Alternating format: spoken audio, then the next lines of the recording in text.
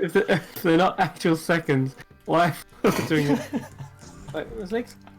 5, 4, 3, 2, 1, 0. Okay, well we are back, right? We are online. Okay, cool. Yeah. So, are we live? Welcome back to another thrilling episode of Roll for Story, where a bunch of us nerdy ass geeks play Dungeons and Dragons. And let's go around the little table we have here and introduce ourselves and the characters we're playing. We'll start with Steph. Oh god.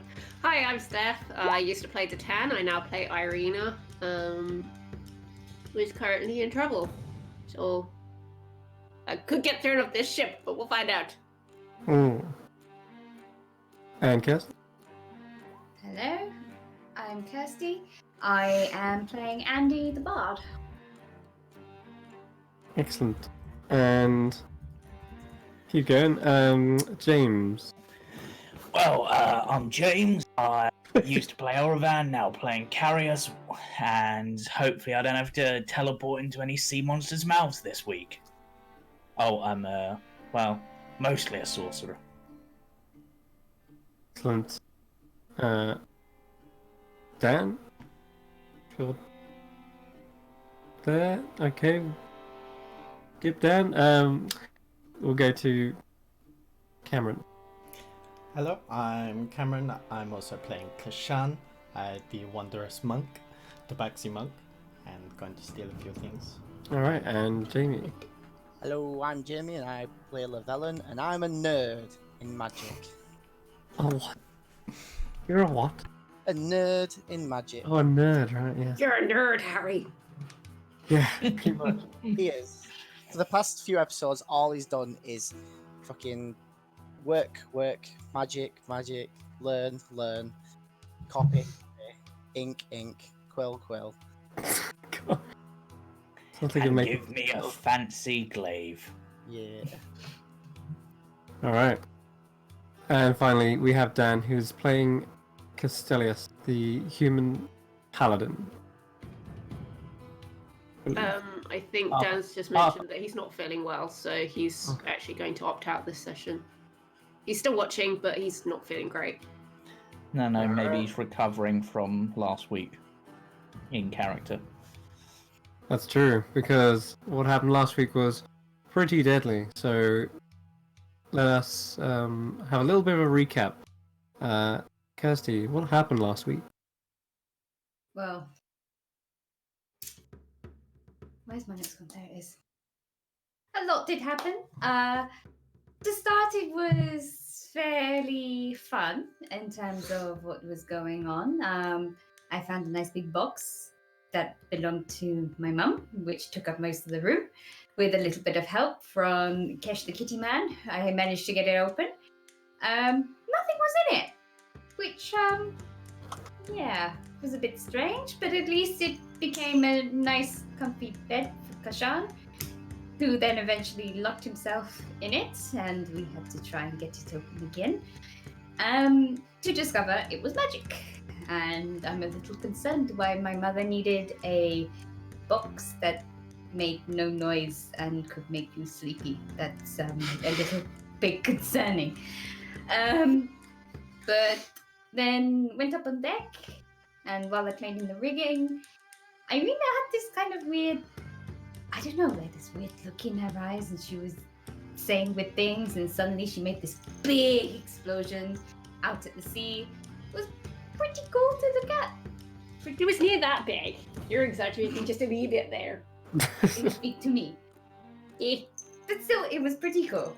But I don't know if it was because of that or because of other reasons, but then this big sea monster came and lots of other sea monsters came and spoiled the boat party and just made it all bloody and wet on the boat. And yeah, it was a big pain, and I ended up in the water again. Did I mention I really, really hate water? I'm sure I have mentioned this before. Aye. Anyway, we managed to get rid of it or kill it or something. I'm not completely sure what happens because I had to disappear off. But I now look like a drowned rodent. And Irina seems to be in trouble, I think. But we'll see. Alright, thank you very much for the little recap. Okay, so yes, with that huge explosion that went off, I think one of the crew did spot that. And they, after the battle sort of subsided, Castellius and everyone else brought back on board and tended to. The dwarf, the first mate, Rander is his name. He came up to the captain, said a few words into his ear, and a moment later, Captain Montefort is ordering Irina to report to my cabin immediately. She won't go down below decks. Yeah, that's just stupid. That's where they store all like the gunpowder and shit. That's just My bad cabin idea. is not. My cabin is not below deck. Actually, on the main deck, technically. Still, And there's no gunpowder in there. Get moving. I mean, do you have a problem with everybody else hearing what you have to say to me? Because I couldn't care less. My cabin now. And he strides off, and the dwarf says, "Best not to backchat the captain. Do as he says." I mean, you're in that bad books anyway. Just meh, and I just walk past him. Save it. And you see he kind of makes you basically escort along and making sure you do get to. No, I'm following. You don't need to do shit like that. All right. Well, regardless, the doors are opened up. You see Captain Montefort kind of go around. He pours himself what looks to be a small drink of perhaps whiskey or some sort of rum, perhaps, and he necks it, takes a big sigh, and says, "Take a seat." I sit on the floor. Fine.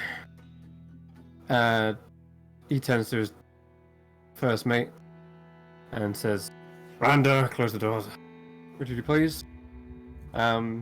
He shuts both the doors behind him, and stands inside the room, kind of awaiting. Captain Montefort then looks at you, takes his hat off, and he seems to be kind of rubbing his temple. Seems to be a little bit stressed or perturbed. Not sure what to say, perhaps, as there's a moment of hesitation. And then, after an awkward silence, finally says, "You're, from the Grand Library, I hear." I just gesture to my coat, which makes it clear that I'm from the Grand Library. Not been there myself, wouldn't know much about the telltale signs, but you know a lot about magic, correct? Enough. I'm guessing you're well versed in different historical magical phenomena. Aye. Well then, I'm not going to lecture you or anything. In fact, that's what I want them to believe. But there was something else going on. You don't just think that a sea monster and a load of marrow would just randomly pop out of nowhere, would you? Not in my experience, no. Your little display aboard a ship is not enough to rise something from the depths like that. Well, of course not. I'm not that powerful. That's just ego. Wink. I've seen scary things on the ocean, and it's usually not my fault. Well, on this occasion, it definitely wasn't. It's mine. Alright. Those things are... Well, they're after me. Alright, I didn't expect you to say that, but alright. But... to keep up this, keep the crew relaxed, keep them, focused. You can tell the others that I came in here to berate you about setting off fireworks aboard the ship. She just laughs. She's just kind of... Ugh. Like, to be fair, I've seen the thing that guards the mall, and then I've also come face to face with dragons. You don't intimidate me in the slightest, I'm afraid, so... I mean, I can pretend for sure, but... truth be told, you're not that scary. I'm not looking to be scary, I don't know. What do you mean? Never mind. Like, oh, big captain orders me to his cabin. Oh, he's gonna tell me off. You know, it's... Yeah. Anyway, it's not really about that. It's about something else. And So I would why like were you they to... following you? Are you gonna tell me? You've kind of given me an inkling, but... I wouldn't have pulled you in here if you didn't have some chance, perhaps, figuring it out. You see, you'd think I have something of theirs. Like I'm some sort of thief who's stolen a grand pearl or treasure, but And did you? no. Like I said, we're not the thieving kind. Alright, but they want something that you have, so still... And he kind of lets out another sigh. Kind of looks side to side, not really sure what to say or how to explain it, perhaps. Roll me an insight check. Oh my god, I get to roll an insight check. 15. 15. It sounds like this is something like a well-guarded secret because he is not so willing to share it, but he knows that by sharing it, probably this is the best chance he's got of working out what it is, considering you are probably the most educated on that subject, like magic itself. I mean, For if a it moment. makes you feel better, I know secrets from the library that go way back. I could tell you a few secrets of my own if that's a good exchange for you, but... You hear a kind of shuffle from behind you, and you hear Randa kind of lean forward, and he's like, "What do you know of curses?" Wait, are you cursed? You're cursed? Or is the boat cursed? It's a boat curse. He says it might as well be, but seems wherever I go, it seems to carry the curse. Okay. Sounds like a boat curse then. What happened? I'm not sure. I've always had this. It's a burden to others, even on land. Kind of why I took to the oceans in the first place. The thing it possessed was only getting others hurt. At first I thought it was some sort of bloodline, perhaps. But he looks very hesitant to say the next part. Well, I thought it would pass on. Say, if I had offspring. He lets out a deep, kind of regrettable sigh. I've made my mistakes in the past, but it seems this one thing I can't seem to learn from or change. I mean, I can't help you if you don't tell me what it is.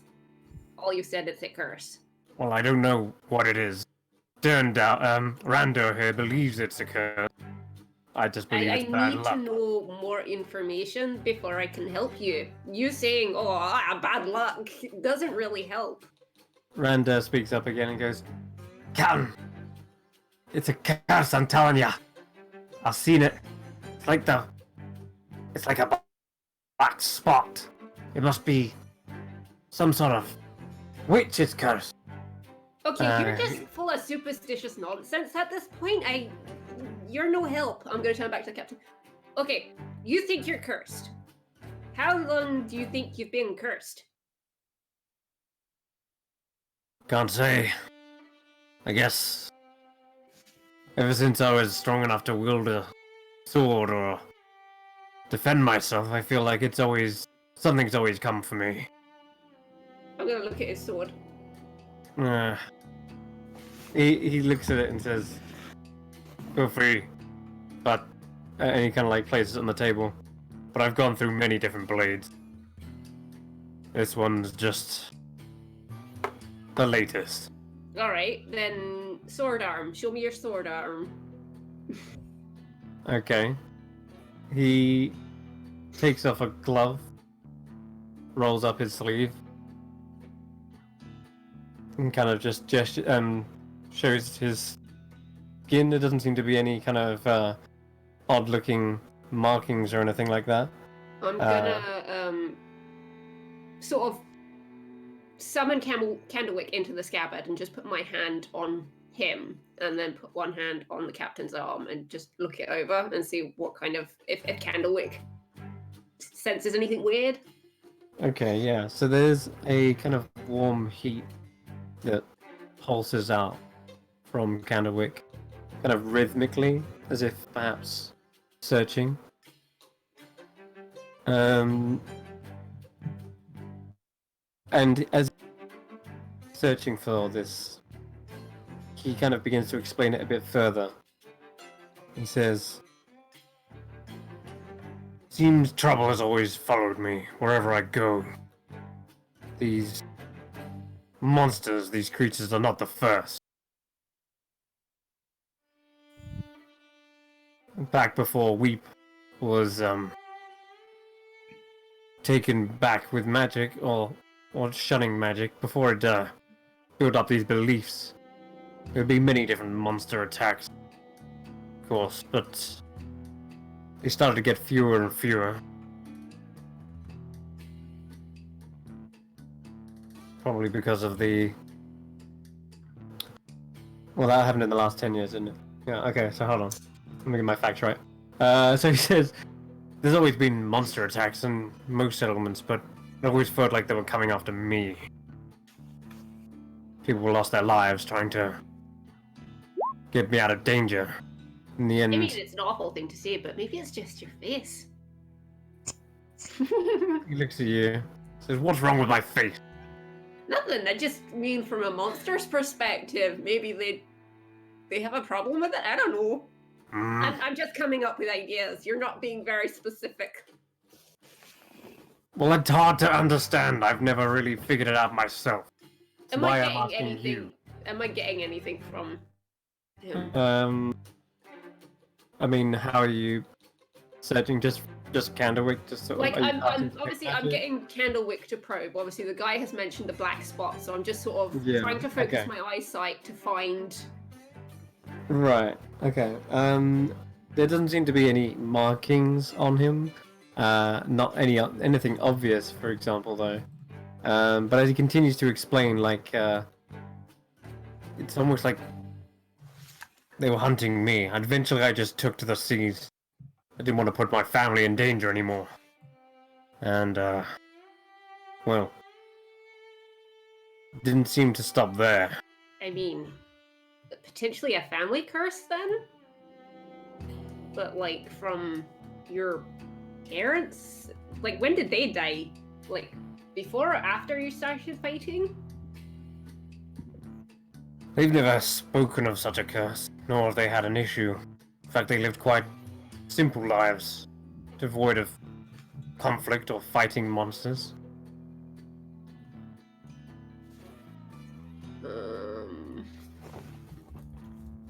But at the moment, Candlewick doesn't seem to pick up on anything in particular. Okay, is there anything that you keep on you that you've always had since this started, or? No, after I fled, the only thing I had on me was the shirt of my back. Hmm. I don't think this is attached to some sort of trinket or treasure, like I've said. I thought it was something blood-related. But I mean, I can remove curses if that makes you feel better, but I don't really know what I'm looking for. he says, "Why didn't you start with that? You remove the body curse." And he's like, "Alright, calm down, Randall." Like, I don't take orders from you for a start. I mean, I didn't look like you anymore, so, like, bugger off. Me and the captain are the only ones who know about this. The rest of the crew, they don't have a clue. I don't care about the rest of the crew. I'm talking to the captain. Wow, you're like a right sassy one today, ain't you? Blah, blah, blah, blah, blah. I'm gonna look to Captain Montepot. Do you want me to try and remove this curse? If it is such a curse that can be removed, then yes. All I can do is try. I don't have enough detail to make a intelligent guess, but I know how to remove curses, like standard ones. I could try. Okay.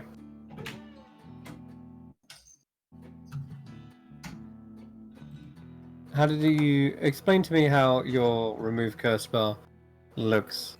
Okay, so what I'm gonna do is try to make a space, as much space as I can in this room. Like, I'm literally gonna push Brandor, or whatever his name is, to one side to make enough room. And just sort of bring out sort of Candlewick's essence, so the black smoke kind of comes out, and he does kind of like the somatic symbols for me. Right. And I just sort of put my hands on the captain while Candlewick is making all the symbols and whatever that need to happen. Right.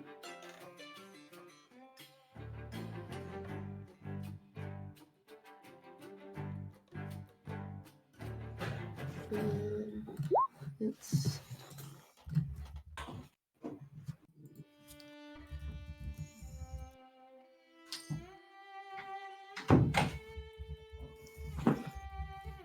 You good? See you getting comfy there. Alright, so you... Like, I'd already clicked remove curse, and like I was just waiting for you to Sure, do what so you need to do. as you, like you say, prepare this kind of spell, bringing out Candlewick to actually, the heat rises from a pulse, like, to kind of like this thrumming, roaring fire that seems to surge through him, and the heat washes over him. You start to see kind of like a bead of sweat over his brow. He kind of grimaces and winces from it. Are you sure you know what you're doing here?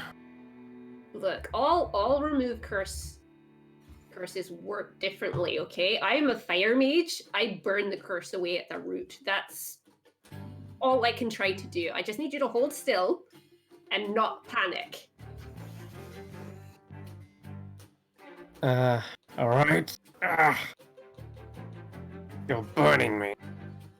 And you can start to see, like, the skin going, like, red from the heat.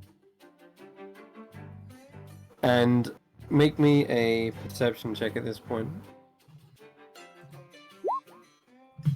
Holy crap. Alright.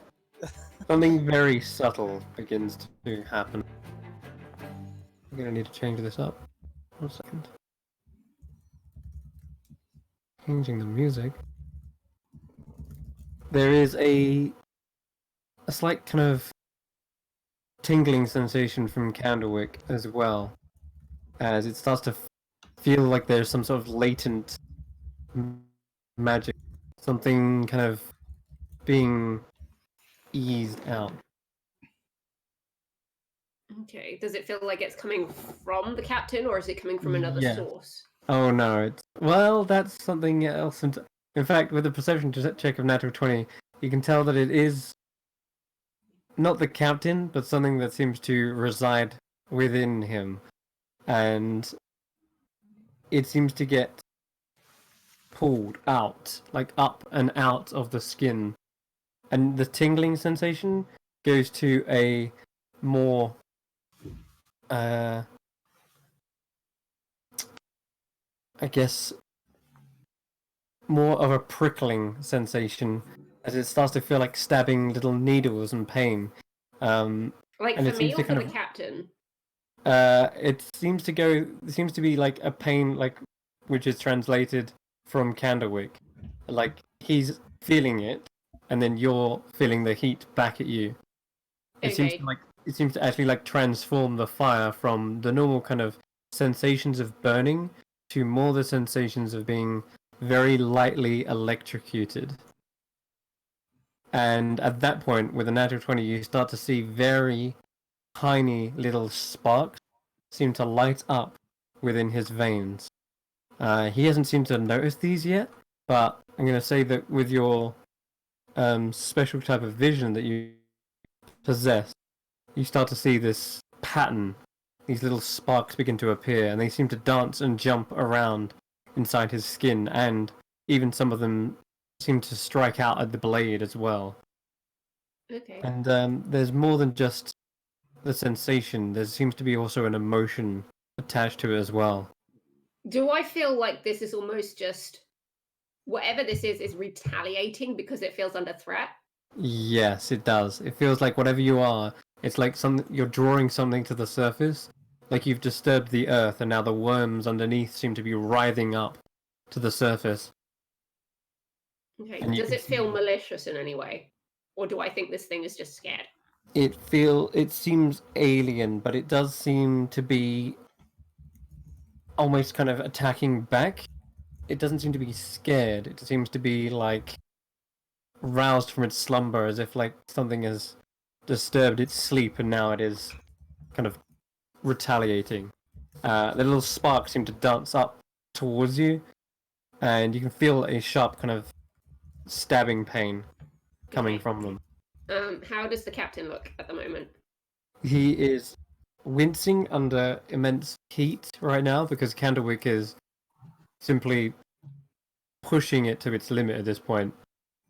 And you see his face kind of changing color, and he's like, "Ah, how much longer is this going to take?" Okay, this is a bit of a weird long shot, but I want to kind of pull out the broken compass. Because obviously Okay. compasses are like magnetized, so I'm Yeah. wondering like if I can maybe whatever I'm pulling out can store it in there, maybe. Interesting. Okay. Long shot, but I need to store it somewhere because otherwise it's going to explode out into nowhere. As you place the compass, obviously the needle is still attached, but it doesn't normally work. As you kind of pull out the compass, you see the needle is spinning wildly.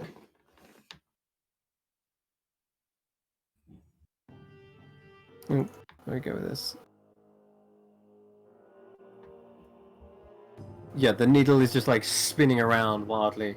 There is some, as with a natural 20, you can tell whatever this is, it's nothing like you've ever come across before. You've never heard of any scripture or tome that's ever described this, either religiously or historically, but for the purposes of like figuring out its origin, you're not sure unless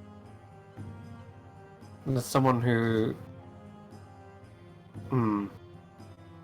as someone who knew a bit more about electricity would Like again, this is understand why I about this. kind of want to store it. I know. Yeah, things, and I okay. just Well, what happens then is that the compass just starts spinning, but the electricity doesn't seem to rush towards the compass or anything like that. It seems to be, with a natural 20, I'd say that it seems to be kind of more attached to an organic kind of horse. It doesn't seem to be too attracted by, Okay. like the metal. I'll bear feather them. It doesn't seem to take at all. Okay. If anything, the most thing that it seems to be pulling out of towards is you. No, I'm not having that. And If it it tries- starts to go into like more like forked lightning. If it starts to do that, then I'm just gonna release it and let it sink back into him. I'm not. No, that's not happening. Okay. At the kind of culmination of everything, just when it seems to be like striking out towards you, and you let go of the kind of the spell, you hear Captain Montiport kind of let out sort of a grunt as it seems to sink straight back into his body, and he's like, "Ah! Ah! What did you do? What was Okay. that?" So, a couple of discoveries there. It's not. I don't think it's a curse. Not 100% sure on that one. Whatever it is, it seems to have some form of sentience, I suppose. It was kind of under threat. And am I aware that the thing that attacked us was an elemental? Was a what? Like the thing that was riding the baby kraken thing. Was an elemental, yes. Yeah. for sure. Like, if an elemental is attacking, then you have an element within your body. So it's potentially after that, but it's not Element. safe to let it loose. He seems to echo your words as you say an element. And he says, lightning. It's lightning, isn't it? Yeah. Methinks you know something about it. If you know it's lightning, do you think you can pinpoint an origin for where it came from? I only ever felt it more in my unconscious state. Mm. It's. Okay. I've had dreams of a storm. Sort of what inspired me to name Storm Gannet. Okay. It felt like a calling. Felt like the sea was not just. It felt like the land was not only repelling me, it felt like the sea was calling me. And I'm not sure what purpose has, but I've had Okay. just as much trouble out at sea than I have it on land.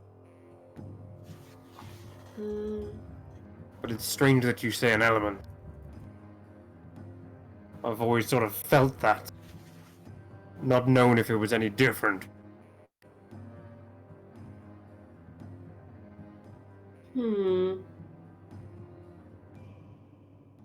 Okay. What we need here is an expert. Okay, I don't know if expert is what you'd call him, but I know a guy. If you'll let me get him. I'd rather not let the rest of the crew know about this. Oh, okay, no one has to see me leave. And I'm sure he can be discreet, and I'm gonna poke Taplow, who's been sitting on my shoulder. What the hell? That's familiar. You see, like, Randor pulls out like a flintlock pistol, just as the captain says, "A familiar?" Hey, no need for violence. Just here making sure nobody hurts little Irina here. Pats her on the head despite being so much smaller. Captain, should I blast? No, wait.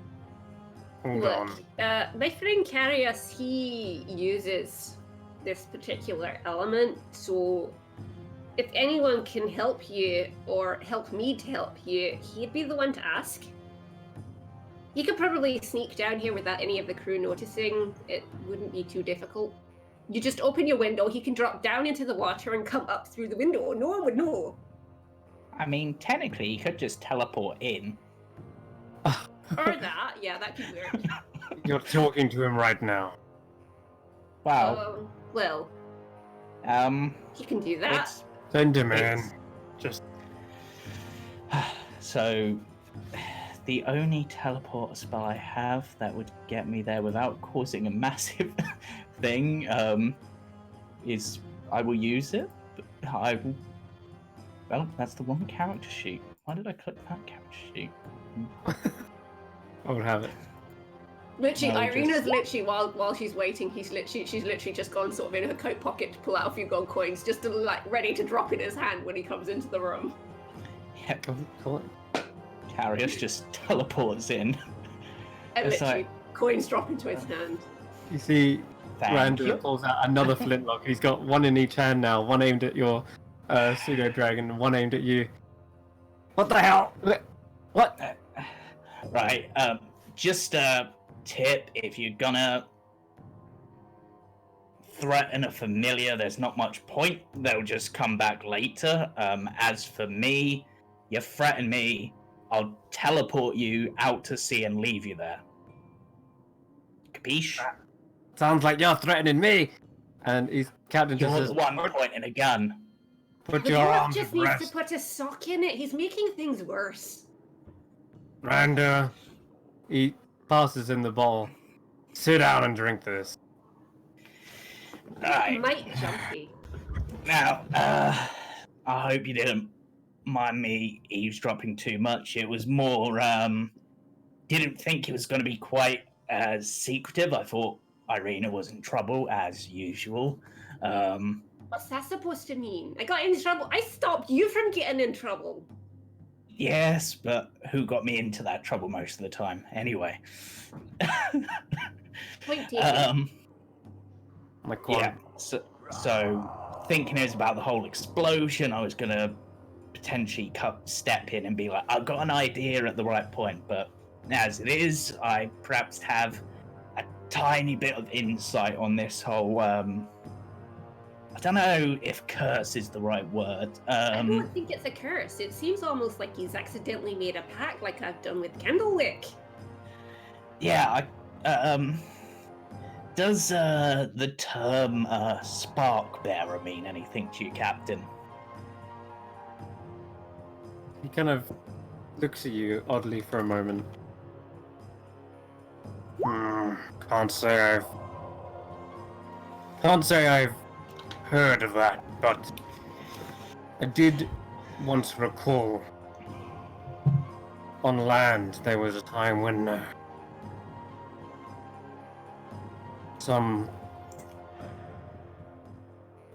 what were they? I think there was some sort of more like fish people. Like it could be Sahagin, it could have been merfolk. I have no idea. I'm losing track of what type they are. This is before I was out at sea. I remember them coming up from the docks, repeating a phrase, but not really understanding it. Yeah.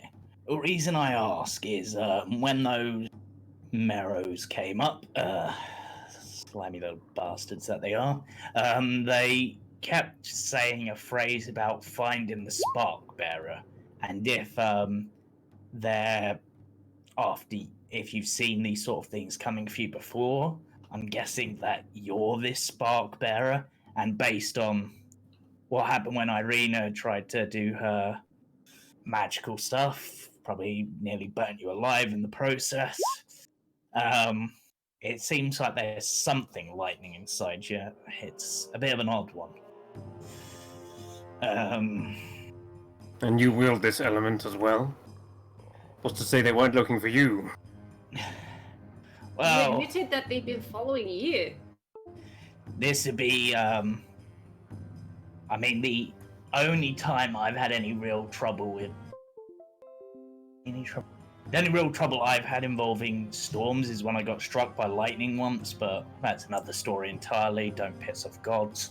But I've not really had much trouble with the sea folk. I tend to get on quite well with them normally. And as you say, you've been cursed and you've been seeing these sort of things a lot, it seems more likely it's you, Captain. And you had sparks coming off you even if you couldn't see them, so you know. What? And kind of looks down at his arm. Yeah, I tried to pull it out. It got a bit defensive, and then it tried to latch onto me, so I had to let it go. Yeah. As I said, it seems to be somewhat sentient, which means it's attached to you. Fantastic. Are you So- able to perhaps talk to it? Maybe if it is a sentient thing, you could communicate. I can certainly try.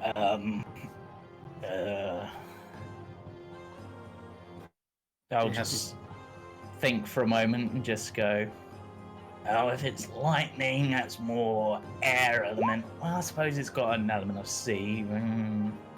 I'll first try an Aquan, because that's what sea folk. I'll just start speaking in Aquan, like, not sure the exact thing to say, but, if you're willing to talk, we can try to sort this whole thing out. I imagine you inhabit this person for a reason. Or maybe it's just coincidence. Any response? Roll me a persuasion check. Maybe so. 12. Well, no response. Okay, I'll switch over to Auron and basically take the same thing. Okay, roll me another. I would say roll another persuasion check, but it seems like there is equally no response, even when speaking in Auron. Okay. What about this? You said that it's in your sort of unconscious. We wait until you're asleep, and then we try and talk to it. He rolls his eyes. If you really think that'll work. Do you have any better ideas? We're working with nothing here. I mean, if it dreams aren't normally something I deal with, but I've heard that some wizards can enter dreams. Maybe Llewellyn might be able to do something. The captain doesn't really want anyone to know. Yeah. It's bad enough that you know. Yeah, again, let me have a think. Do you know if he does? I don't really know, Llewellyn. Let's see, was that one of the spells I actually had? Has he finished copying all my spells at this point? In character? Yeah, Out of character, I know he definitely does. In character, I have no idea. I mean, You've no, seen him. I moved on. I mean, I'd sort of seen him writing in the book, and I'd had a look at it, so maybe I would have been able to pick it up, but I guess that would be some sort of like Arcana check to see if I recognize the spell. Yeah, true. Okay, go ahead. Roll an Arcana check. And I'm trying to think. Does he actually have? Like, He out of does date, have- do you actually have? He has Dream, yeah. Oh, he does. Oh. It's one of the spells that Elravan had, Well, okay. and That's... he's copied all of Elravan's spells. You actually have it then, Lewin? No, he doesn't. I didn't pick it. Well, he hasn't prepared it, but No, I Yeah. didn't pick it. Pick it. he didn't use the. So basically, it's in Elravan's spellbook. It isn't one he's chosen to copy over. Gotcha. Okay. Oh, Alright. A different option. Because he ran out of ink, I'm assuming, or money. I could telepathic bond with him and see if I could Okay. consciously speak to him that way. Okay. Now, Arcana check. You're not sure. You'd have to ask him directly. yeah. I'm wondering if Candlewick might be able to speak to it. He's elemental, kind of. What are you gonna And do? he doesn't speak human language. He's kind of bonded to me. Maybe it's a similar thing. I don't know. What are you gonna do with that? Like, stab me with it? Don't be ridiculous. He can move around without stabbing anyone, and I just kind of let him smoke out and saunter around the room as he wants. Okay. Candlewick does indeed saunter around the room, as a little smoke trail seems to envelop him, circling around. At first, the instinct from Captain is to kind of wave his hand back and forth to sort of disperse it. That's just rude. And Candlewick just sort of coalesces around his face, blocking his vision. You can hear the captain like, smells like burnt flesh. I know it's not the most pleasant of smells, but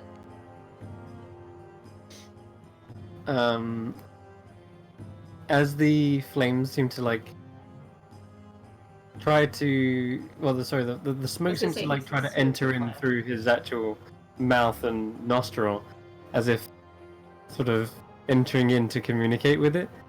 And once again, you sort of see only Irina, because of your, is it your devil's sight, right? Mhm. You can sort of see through object. I've got devil's sight and ghostly gaze, so I can Ghostly gaze, yeah, okay. Ghostly gaze allows you to look through objects. Yeah. objects, yeah, okay. Once again, there's sort of a sensation of Candlewick kind of giving you that that sensation of and a prickling sort of heat seems to wash over you, urging you to sort of use this ability once again. Okay. And as you enter into this ghostly gaze, you can see straight into, or straight through Captain Montepot, and you can sort of see this kind of outline of perhaps like a mesh of lightning bolts, sort of all interlinked, all sort of circling around one another, and these sparks, these jolts, seem to push back Candlewick every time Candlewick tries to sort of enter in deeper into his sort of being. You just see the jolts seem to strike back and electrify Candlewick that he can't get close enough, and the smoke seems to exhale from his body with a kind of hacking cough as well, accompanied with it. It's like, well, you're just torturing me. All right, then go find yourself another mage if you're not happy. I know as little as you do, and I'm trying to help. Ungrateful git. Look, I don't think there's anything you can do to help. If you want, you can speak with your friend, but do not mention why you're trying to figure out if you can enter one's dreams. Tell him you're curious or something. Yeah, I can certainly do that. Thinking about it, this storm you say you see when you're asleep, is it like a normal storm at sea, or is it more magically looking? I'd say it starts off magic. I'd say it starts off like a whirling storm of arcane energies, whatever they are, whatever they look like. But then my mind seems to fill in the blanks, seems to ground it to something believable in the dream. Starts to appear as a vessel on a stormy sea. And it seems no matter where the boat goes, the waves, the turbulence, they always seem to pressure the boat. There is no calm, there is no still. I can sail for hours in this dream, and yet the storm keeps coming. It's like an endless storm. It's always chasing me. Okay. No rest. Does that trigger any bells? Because out of character, I've got a couple of ideas, but I don't know if I picked them up in character. Well, you can always perhaps roll an intelligence check if you want to think if your character might have figured those out. No. Okay then. It's awkward. Dreams are weird, man. But I do have one other idea before we go talk to people. Does it involve me getting hurt, i.e. pain once again? No, it potentially you involves. big baby. It potentially involves me getting hurt in a way, but it won't. If that makes sense. Says, I'm just going by your track record, Irina. Yeah. Anyway, Yeah. if it's something just- that will endanger you, you Well- sure about it? It's lightning damage. It doesn't really bother me. Thought it would be. So, Alright. what I'm going to attempt to do, and this isn't normally how this spell works, but essentially I'm going to try to basically grip hold of his wrist and just try to press hard enough, not to hurt, but maybe to trigger reaction from this elemental.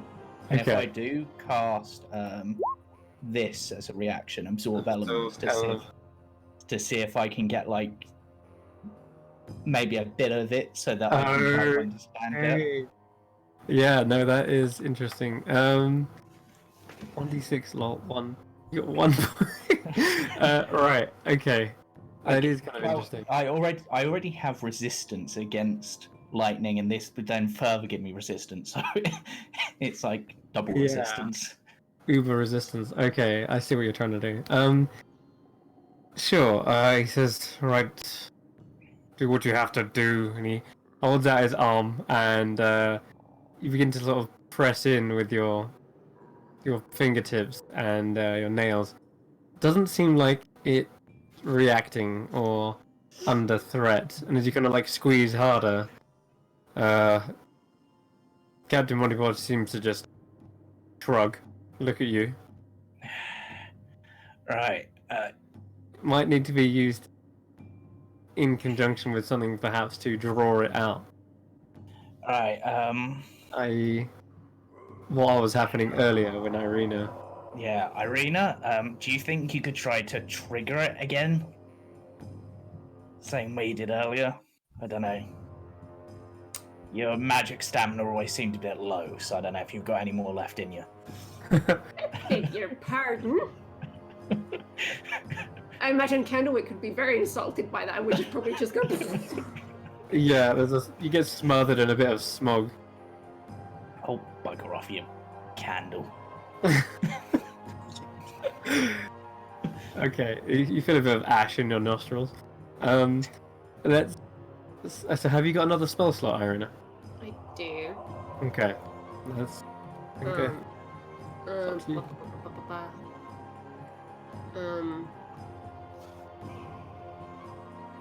Yeah. Like, do you want me to attempt to remove the curse again, or do you just want me to poke at him and make him angry? Don't think it's worth... Basically, I just want maybe like the triggering of the electricity. However, give the best for. You're normally good at triggering people. Okie dokie. Alright. Sure, I can do that. Candlewick. Alright, the heat suddenly stabs into him, again, pushing this wave of nausea over him. You see he kind of like adjusts himself in the seat uncomfortably.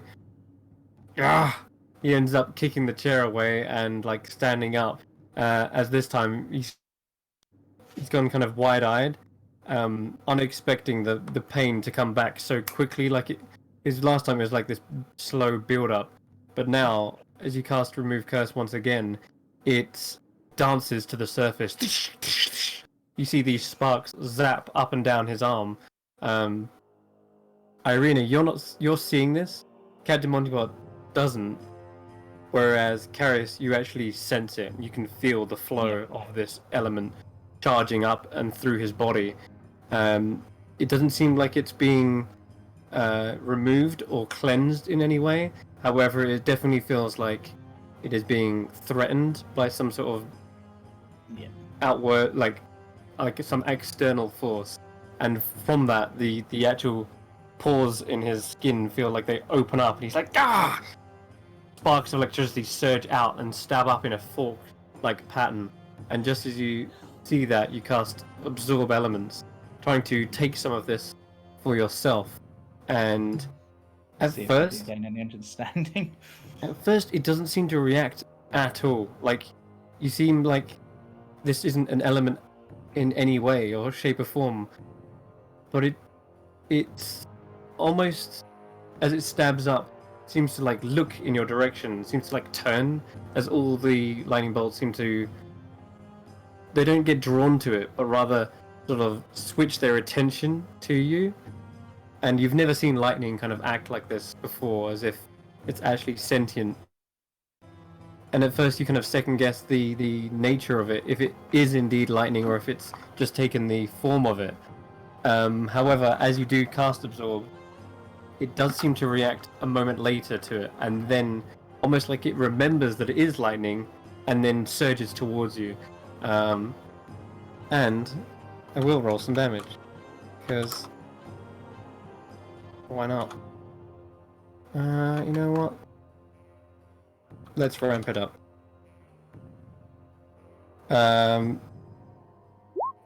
You take 30 points of lightning damage as Okay, which is then halved to Halved. 15 and then halved again.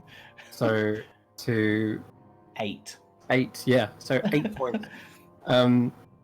You see Carius is blasted back up against the wall, but he doesn't look injured. He doesn't look like he's been severely like wounded or anything. It's just sort of like a pulse of force.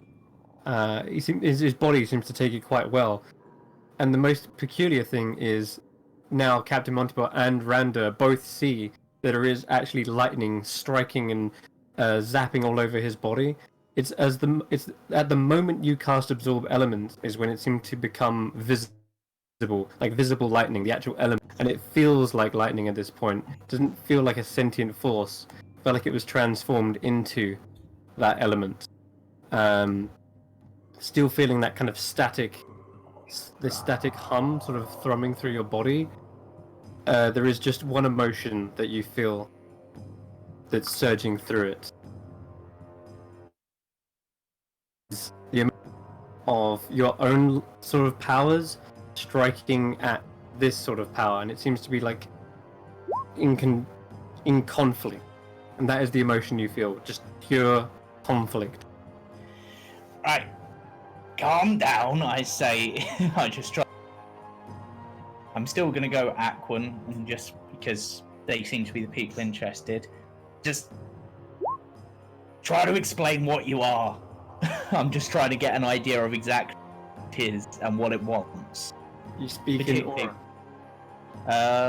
Or so I mean, Aquan or Auran? I'm thinking because so far the things we've mostly, from what the captain said, he's seen like the folk of the sea, like Merrow, Merfolk, Savages. And the storm, yeah, but sure. I mean, yeah. Well, but going by just out of character stuff, the barbarian who gets to do lightning damage is the sea barbarian. Yeah. Sure. So my initial thought, because of all the people interested, I'll initially try and Aquan, and if that doesn't work, I'll switch to Auran. If I'm not getting any response, just say, hey, yep, right, calm down, explain yourself. What do you want with the captain? Okay.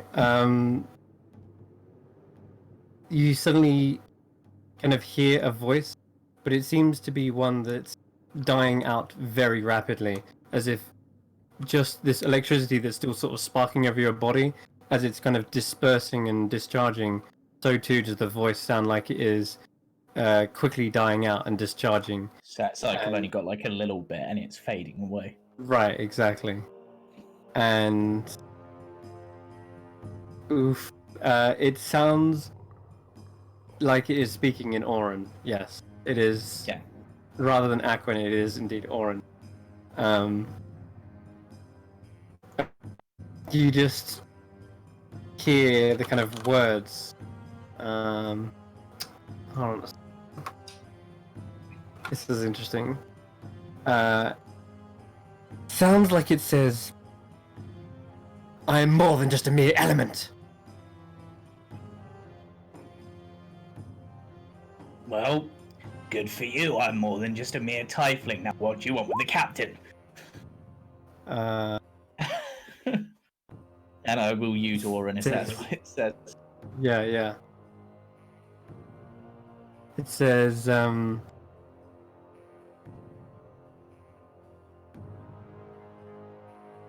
it says, you think you can manipulate me? You think you can change me? No, I'm I forever. just like an eternal storm inside someone. I am eternal. This world cannot exist without me. This is forever. So you're like the spark of life. Life. Ha! No. I am for life to overcome. I am to challenge life. So you're death. Neither life nor death. I am the struggle between. Huh. I am what you So- ride the waves. I am what batters the boat. I am what Wait. topples your dreams. So you're the ocean?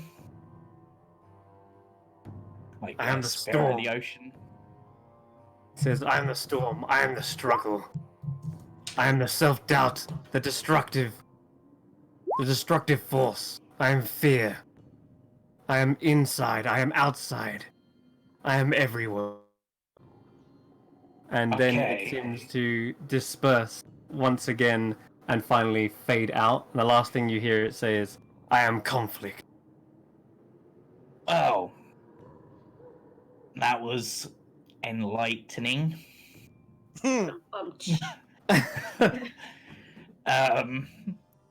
Well, I learned something, Captain. What was that? According to that thing inside you, it's not just an elemental. It's conflict, the storm, the battle between life and death. It seems to think it's quite a big shot. Didn't explain what it wanted with you, but it didn't seem to like me trying to do anything with it. By the feel of it, no. If it hit any of you lot, it probably would have hurt like hell, but, you know. And I've been hit by gods before. Can you... Yeah.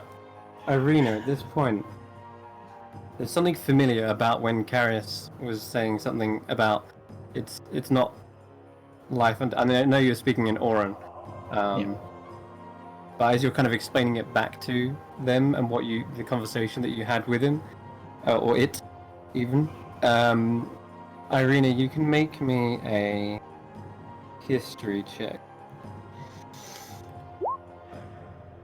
17. Wow, that was fast.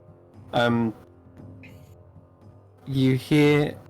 Well, not sorry, you don't hear something, but you remember something. It sounds... I'm gonna have to whisper you this, in fact.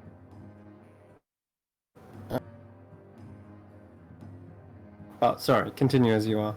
As you was having Just this hearing conversation. all the sort of like the conversation about like, oh, I'm tired, my own conflict, and she's like, oh no, it's Malone all over again. Nothing to do with time. No, it's just it was like life and death, and it's the waves that bat It's your all boat. the philosophical crap. I don't know. Ramble on for hours. It sounded more like it was like almost like rather than being elemental, it's more something more. I don't know, a bit more than that. Maybe. Metaphysical. It doesn't have a definition. Yeah. Mhm. Possibly. What it seems to be, though, a source of quite a bit of power. I get a feeling I only got hit by a fraction of what it can do, which is probably why these things are after you. They want to use that power to, I don't know, conquer the world, destroy the world. I don't know. They're marrow. They smell. Did you always want to be a sailor or a captain? He says, well, I've never been able to wield the power. Wouldn't count myself some sort of sorcerer. I've never had the ability to wield it. I've never even... That's not what I asked. What did you ask? I can't remember what I asked. What did I ask? Did I want to be a sailor? Yeah, did you always want to be a sailor or a pirate? Not originally, no. I was driven to the sea. By this thing? Almost, you could say. So, do you think maybe it's trying to lead you somewhere?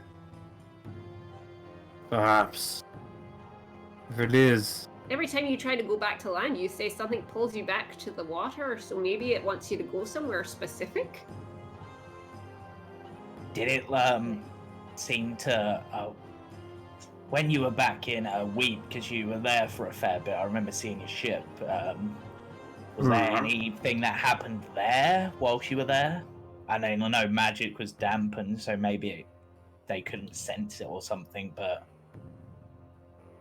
I did feel at peace, but there was a lot of things going on, and I don't normally return to land for too long.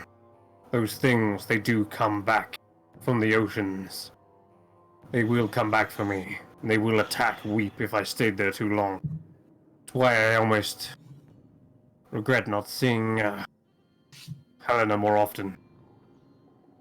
If I could, I would, but I feel like I'd put her and others in danger.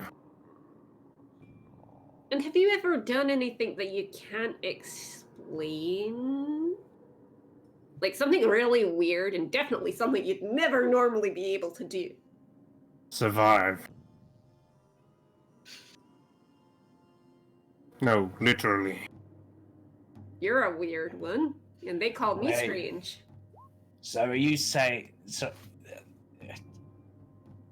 I'm going to roll an insight, because I don't know if I'd actually pick this up. No, I have no idea. I'm just like, eh. I have a feeling I know out of character, but it's like... Because by all accounts, I should be dead. Many occasions, I've had close calls. I've had wounds. I've been run through with blades, shot down. I've always miraculously somehow recovered. But Okay. I wouldn't call myself invincible. I felt death try to claim me. Even then, those few minutes ago, even the Kraken was just about to devour me. Instead, it was your companion, a brave knight that suddenly barged me out of the way. That sort of stuff. That's why I sort of said it was luck to begin with, but... Well, some Anyway. people do have an uncanny knack for luck. But I don't think you're one of them. Whatever this is, it's not lucky in this latest. Well, is it possible that maybe rather than luck, it's more like protecting? So, I mean, if it's electric, maybe it's somehow stimulates people in a way like, oh, I must save this person, and maybe stitches your wounds. If it's using this guy as a vessel to get where it needs to go, then it kind of needs him to stay alive. So it would make sense. In your dream of this storm, are you just on the open sea, or does there seem to be like any shore in the distance, for example, or any landmarks? Just the open sea. Seems like it doesn't have a destination, like I've mentioned. I've been sailing for hours in that dream. I've never reached a destination. Perhaps. If you want to help explore that dream, talk to your friend. Otherwise, I think it's just going to be a lot of research. Uh-huh. I know people, I could try the other libraries to see what information I could find, but it's not going to be a quick fix. You're going to be like this for a little while. I mean, if we end up going back to the Clawed Coast at any point, I could always ask my dad. He knows a bit more about the storms than I do. Very Malone well. could have some information too. There's something. There's a loose thread I could probably look up. Speaking of destinations, let's get you on your way. You've done what you can. Alright. Let's talk with your friend. Will do. Right, And I'll teleport away, I guess. So, he says, "Wait before you go.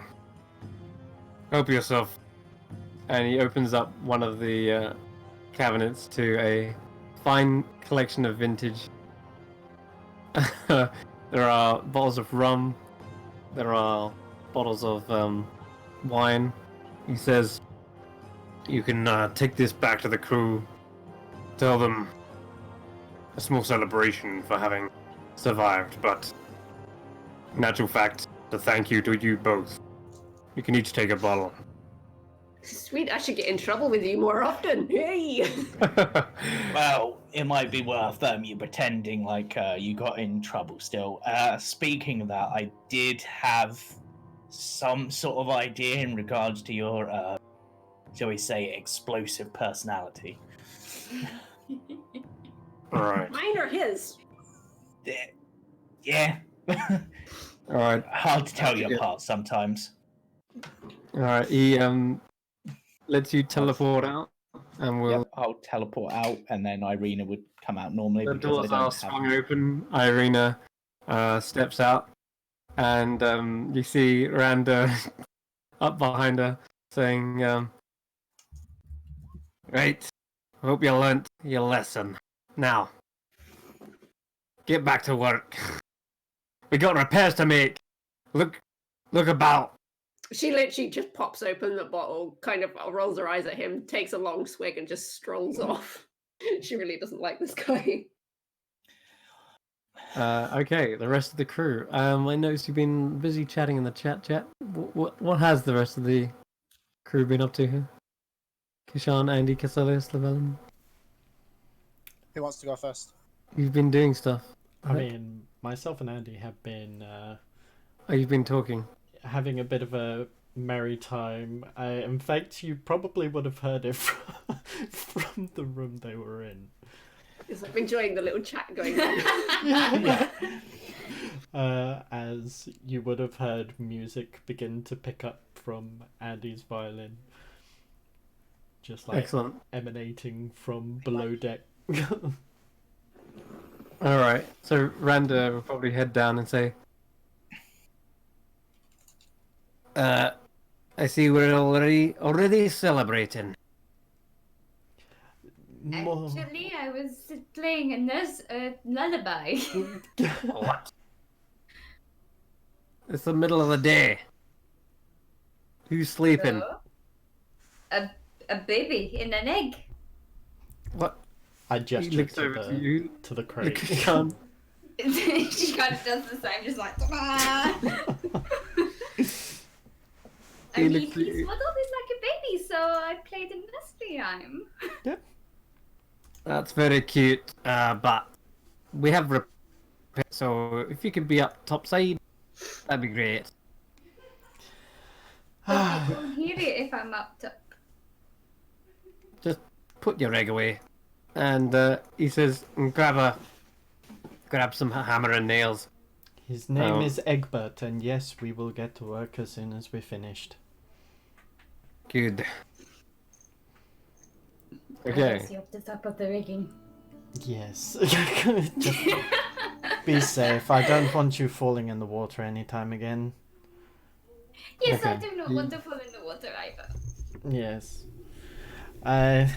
Just maybe try and secure yourself to the mast or something. Just be safe, please.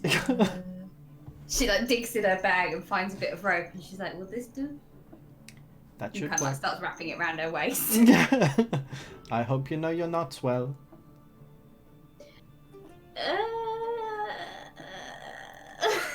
Oh, for God's sake. I give don't it- I'll just take the rope and I'll start showing her how to tie a knot. It's a very simple knot, but a knot will do. Alright. So, over the next few hours, tell me, how would people aid in repairing the ship? The damages seem to be mostly at the front. The bowsprit is broken, and you're gonna need a whole new, like, shaft of wood to be attached, as well as reattaching all those front sails. The figurehead is also heavily shattered into pieces of wood. Yeah, They're gonna need a still new- on the front of the ship. Yeah, it used to be a large bird, wings spread out, and a set of kind of metallic-looking lightning bolts in the beak. They were like harpoons, but like shaped to look like lightning bolts. That's just completely been destroyed and shattered into pieces. It was probably likely ate by the actual beast itself. And the other damages seem to be on the side of the boat, where there's like heavy tears down the side. The banister has been like broken into splinters, and the deck's got these horrible kind of gashes across it. So those are the damages. What are people doing to repair? Mending. Okay, so that's going to help little tiny things. Yeah, sure. well, that's probably what Karras is doing. He's basically just like flying around the ship and just mending the smallest bits that he can, like finding any places where potentially the ship might be leaking due to this. Because you'd be like, no. Well, Kyrus would be actually helpful with his mending for that, because I initially said what was left of my arcane hand, I used immediately afterwards to lift any of the necessary debris out of the water. Right, to sort of salvage anything. Yeah, onto the boat so we could reuse it. Okay, yeah, sure. So there's definitely some salvageable pieces, like half a bowsprit perhaps. Maybe even some of the actual figurehead as well. And lifting the sails up and stuff if they've been knocked down or... Yeah, I'd say the most of the sails stayed up, but yeah, you could lift them up. And also mending any kind of tears in them as well. That would be definitely workable. I'd also say with mending, you could probably repair the scrapes across the deck, all those kind of scars. And whilst this is happening, if you want, you can roll me a performance check, Andy. Yep. I've got my sort of tinker's tools, so it's like glue and things like that. So minor repairs on my part. All right. And what kind of tune is this? Like a... I mean, she'll try and play sea shanties, things that she possibly has heard round Weep. Yeah. Seeing as she had spent a little bit of time there before she met the group, so she probably heard some sailors singing sea shanties and stuff like that. So she's probably trying to replicate that as best she can, as well as songs from, you know, her own home country that she knows, which have a similar kind of, you know, let's keep the good times rolling kind of feel. But she's probably also kind of like, she wants to have a bit of fun herself, so she's probably playing at the rigging again. Like it. Yeah. So Hanging we- upside down on the rigging and stuff like she does. You know, giving this- Sean her heart attacks by the seams of it. So, Sorry, Kashan's going to be giving you a heart attack with what he's going to be doing. Excellent. So this upbeat shanty keeps things rolling. The music gets everyone into a rhythm, and the work continues without pause. And the work that they're doing seems to be better than usual. And Randa hesitates for a moment to tell you to get down and actually do some work. He sees that the crew are actually in such a good mood, and that the work they're doing is very... It seems almost better than usual. I'll say as a part of like your bardic inspiration, effectively, just inspiring people to really work hard. No one's complaining about what they have to do. They're all getting on with it, and they're doing it with a smile and perhaps a song in their on their voice. So yeah. What else? Velen, what you've done your magic hand, that's right. Castellius, is there anything you're perhaps doing to repair? At the moment, most people are tending to your wounds, saying, I'm probably also thanking you for your bravery in defending the ship. Don't think Dan's here, my dude. No? Okay, well then, what else? Irina, what would you be doing? Oh, sorry, Kish. We'll get to you, Sean. Irina's probably got like her tinker's tools, and again is just sort of shaping up wood so it fits into place, and she's got glue and things like that in there, so she'd be making minor repairs. She can't do anything major. Yeah. She usually causes damage, not fixes Okay. it. Yeah, roll your tinker's tools. What attribute is that? For this, you're saying more like gluing things together, it's more dexterity based, I think. Okie dokie, dexterity it is. Wow, damn good with your hands apparently. That is a really good roll. Well, yeah, 19 and 20. It's the alcohol that did it. Yeah, apparently so. Oh my god, yeah. So, again, Rando is looking at you kind of disapprovingly. He thinks you can only imagine what makeshift repairs are going to be done, like, you know, gaffer tape and all of that. Like, just bits of glue everywhere all over the ship. But you actually managed to tidy it up really nicely. I'll say that the some of the figurehead, you could even repair that and start to tape the wood, as you say, to sort of better resemble what it was, and recreate the kind of bird as well. Excellent. Yeah, and it's not like a botched job either. It's not like a replica of the one that was there before, because she didn't get a good enough look at it, so she kind of makes it look like Malone's bird. Okay, right. Excellent. So it almost looks, it's still like a bird of prey, and it's still a sea bird, Yeah. but it's more like from the desert than anywhere Gotcha. else. Gotcha. Excellent. And then Kishan, So, there's yeah. Kashan is going to be helping out with the manual labour. However, he's going to be doing the parts that he thinks cannot be done. In other words, using his climbing abilities to cling onto the side and the front of the ship, so he can do the hammer work around the actual I like outside it, of the yeah. hull. So he's Yeah, like getting his whilst claws keeping the into ship wood. moving. Yeah. And also your ability to climb up makes you very swift at getting to the top, reattaching the ropes to the bowsprit.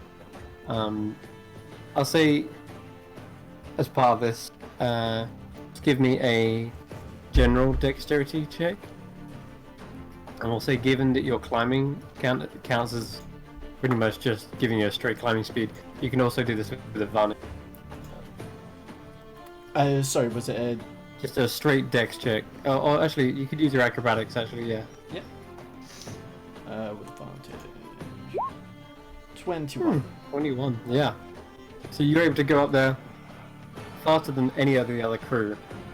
And Rando is most impressed with everyone's work. And you do so all at the same time to the beat of Andy's song. And the ropes are also tied well. Everyone who isn't familiar with knots is shown by the rest of the crew. Like the halfling seems to be very efficient at tying a knot, and so you kind of get the ropes to him, and with his little small hands, he's able to just quickly tie them up. All right, and before long, the ship's repairs are made. There are still lots of work to be done. I think. I haven't actually asked. What would you be doing, Carius? I mean, I'm flying around doing mending. However, based on the answer to the question I just whispered you, Oh yeah. I would also, if the answer to that is yes, I would also probably use that to check under the ship to see if there's any damage underneath, because I'll be able to be underneath it, basically. Yeah, you can roll me a perception check whilst you're down here. Okay. Oh god, not one I'm great at. 8. Okay. Now, if there was damage to the hull, you would know about it, as there was literally water. There'd be water like spilling into the ship. Thankfully, though, it looked like the boat was mostly rocked and tipped. Any damage that was sustained was just kind of impact damage, less like puncturing. It looks like most of the barnacles have been scraped off as well, but you can't tell if there's any major hull damage. So you just clean up a bit down there rather than... Yeah. I'll also have a brief look around to see if I can see any mirror or anything just about keeping their distance. As I could be down here for a while. You do not see any mirror, and they don't seem to return. There's a bit of blood in the water, and occasionally a few sharks do happen to have... But they don't seem interested in you. And you could ward them away with perhaps a lightning bolt or two if something does get near. Yeah. Or Yeah. just sort of point to them with like a shocking grasp and be just like, you really? Yeah, they kind of get close, maybe bump into you accidentally, but after a quick shock, they are easily scared away and swim. Okay. I am literally an electric eel. Yeah, pretty much. And then afterwards, I'll just fly back onto... Alright, then in that case, we'll take a quick 5-minute break as the ship is now back underway, and we will return. Like everyone comes back on deck, and Irene's just sort of like got through this bottle of rum and is now dancing along hands.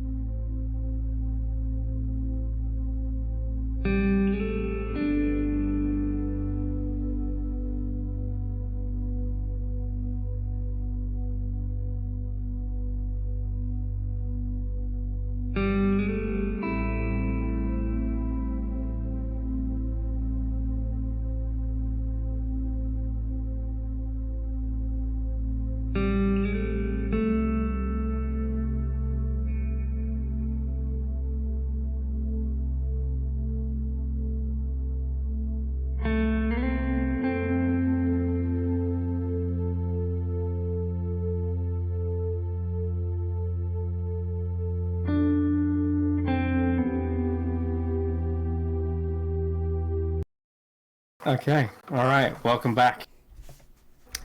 So, the repairs made, the ship is finally underway, and they can begin resuming their destination to the Stratus Archipelago. However, as you're going, there's a wind in the air that seems to be pulling and tugging at the sails. You're out on the open sea. This is to be expected, sudden shifts of wind. And the boat is having a hard time kind of staying on the right course. You can see the helmsman and probably Randa are like struggling with the wheel, trying to like keep it on course. And you can see the sails like tugging and being pulled this way and that. Kind of creates a bit of motion aboard the ship. This constant rocking as they're wrestling against it.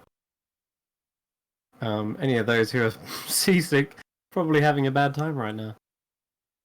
But maybe you can do something to help them, perhaps. Curious. Well, It depends who is seasick. Yeah, I know. and also, is this technically a new day, or? Oh is yeah, this would be a new day. I'm gonna say you've been traveling at sea for quite a while now. I'm gonna say everyone's had a long rest at this point. Yay! I have spell slots. Okay, one thing I wanted to sort of confirm with you, Chris, is technically control wind says like you take control of the air in a 100-foot cube within range, but then it doesn't sort of move. If I just sort of focus that on the air around the ship, would it move with the ship, or would it just sort of stay there? Yeah, that's a good question because you are moving, aren't you? Yeah.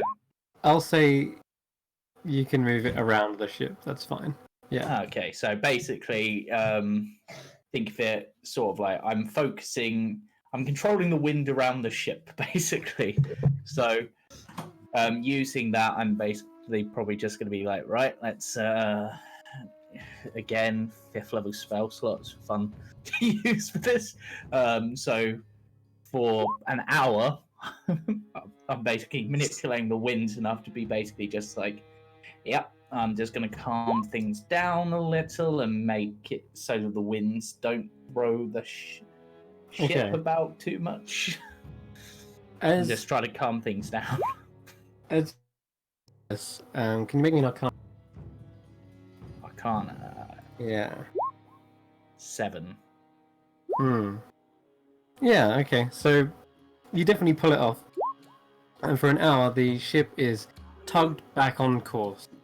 And the captain gives you an affirmative nod. Good job, Carius. Keep us on our way. And do my best. Alright.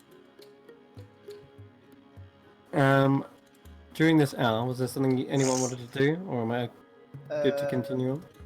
Levelin? I wanted to do some identifying. That's not a problem. Okay, so Carius is up on the deck by the helms, concentrating on the winds, keeping it a much easier sail, and as your stomach begins to settle, you find it easier to perhaps sit down and cast some identification rituals. Yeah. So, what would you like to figure out? I'd be back in my cabin anyway by this point. If we Yeah, sure. I first want to start on the quill because I've not done that. No, you haven't, have you? No, just to see if I can find out if it has more properties other than crying ink. Which is, Okay. it's a pretty cool property, but even if that is all it has, but who Yeah. knows? Okay, sure. So after you've put everything back in order, because the cabin took quite a hit when the boat, and you have to kind of place back things on shelves, etc. Once your books are back in order, you sit down and you pull out this long quill, that of what looks to be kind of like a magpie's feather. It has like this black, white, then black again. And there's a slight iridescent sheen to it that you thought was more of its magical qualities, but seems to actually just naturally have this about it.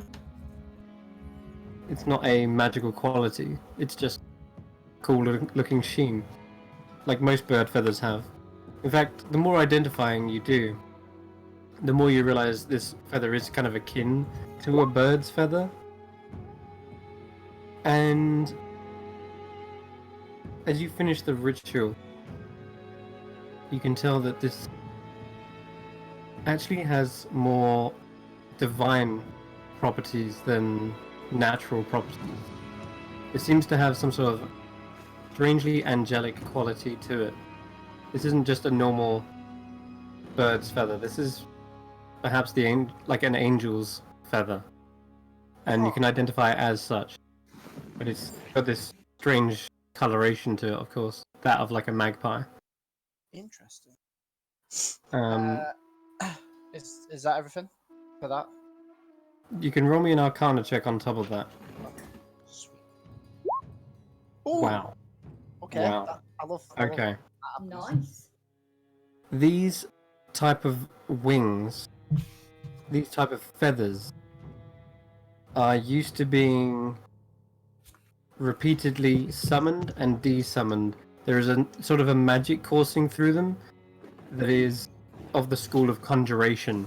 So these feathers would have belonged to a set of wings that would disperse and then reappear at will, sort of.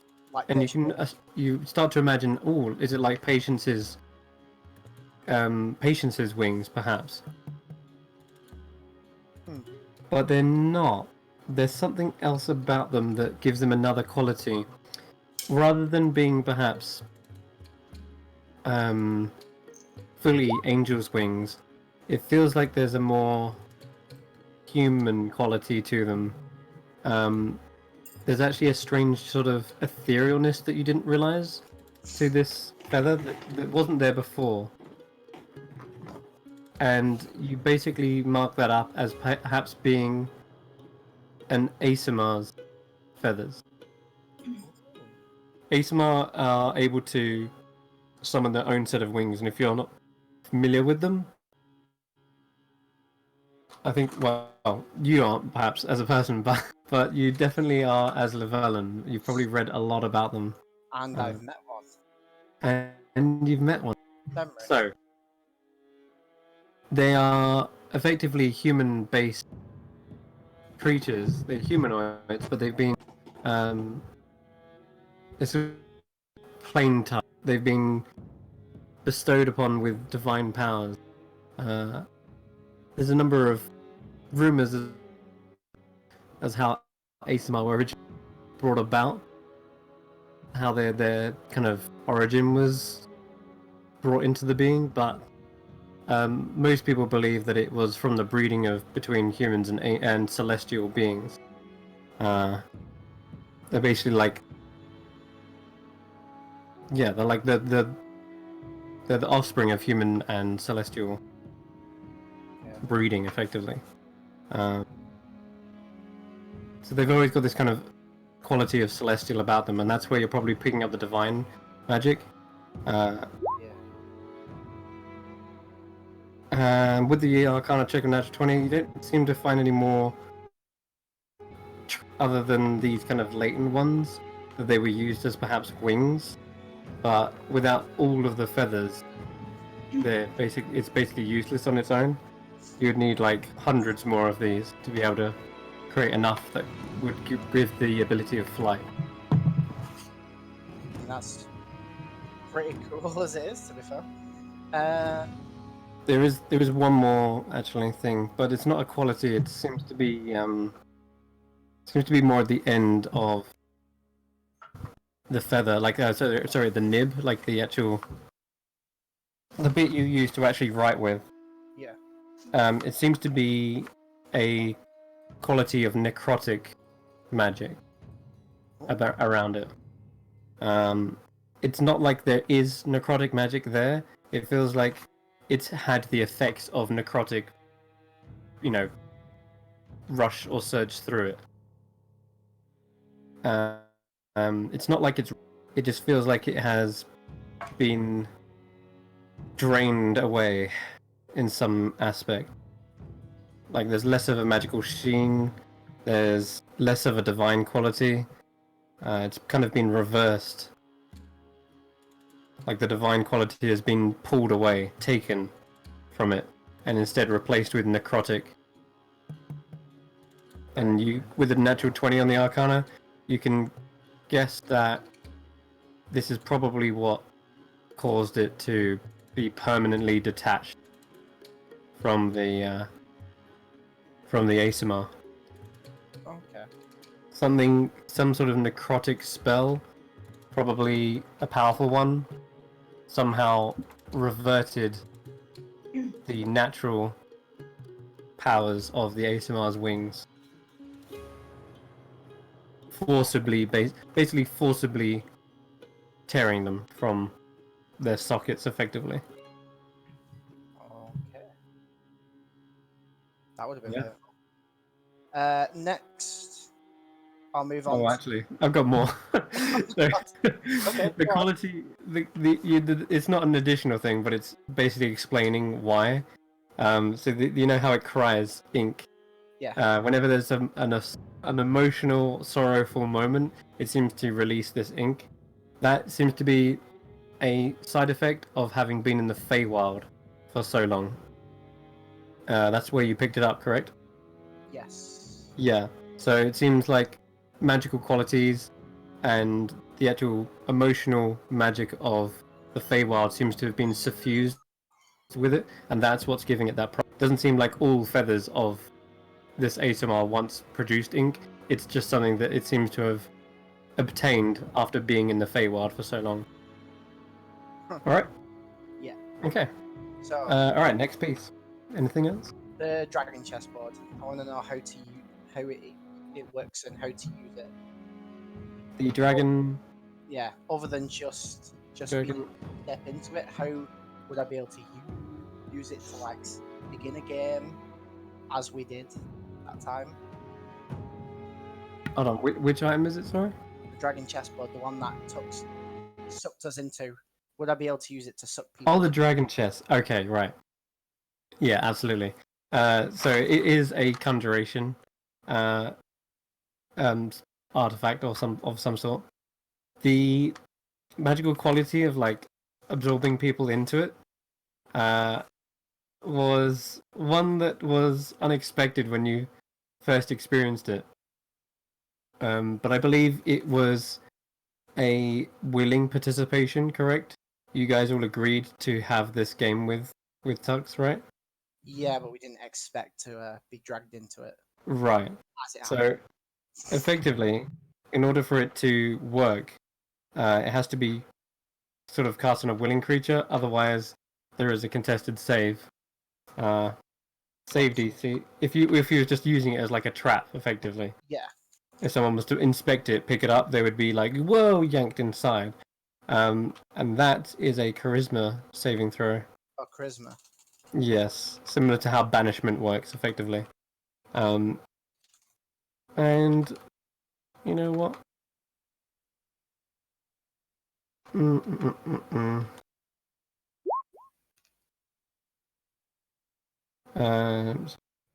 Yeah, it's a DC of 16. Okay. Okay. If they're willing, though, they would just simply enter into the board. You can pretty much get as many as you want in there at one single instance. But if one person's picking up the board, it will only take in that one person. At which point, you could also willingly take yourself into the board, or you could already be in said board and just waiting. As soon as they are entering into the board, they're basically bound by that pocket dimensions rules and have to complete a game of chess in order to escape.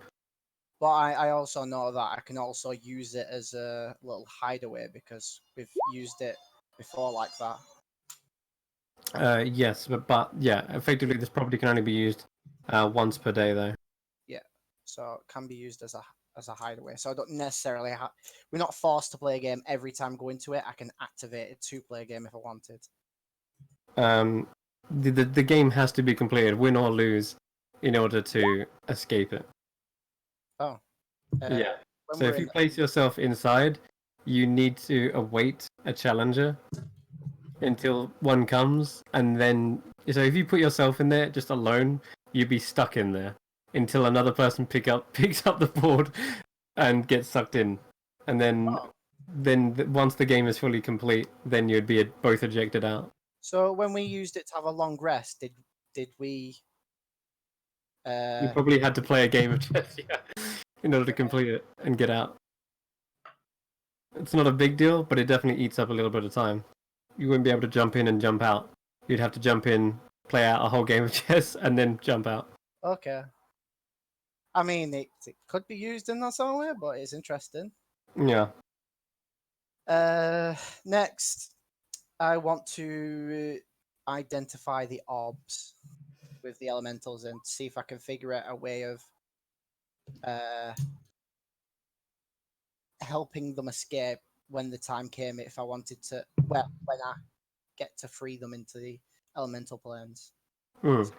See if I can figure out how the orbs work. So the orbs are magic items that bound these elementals.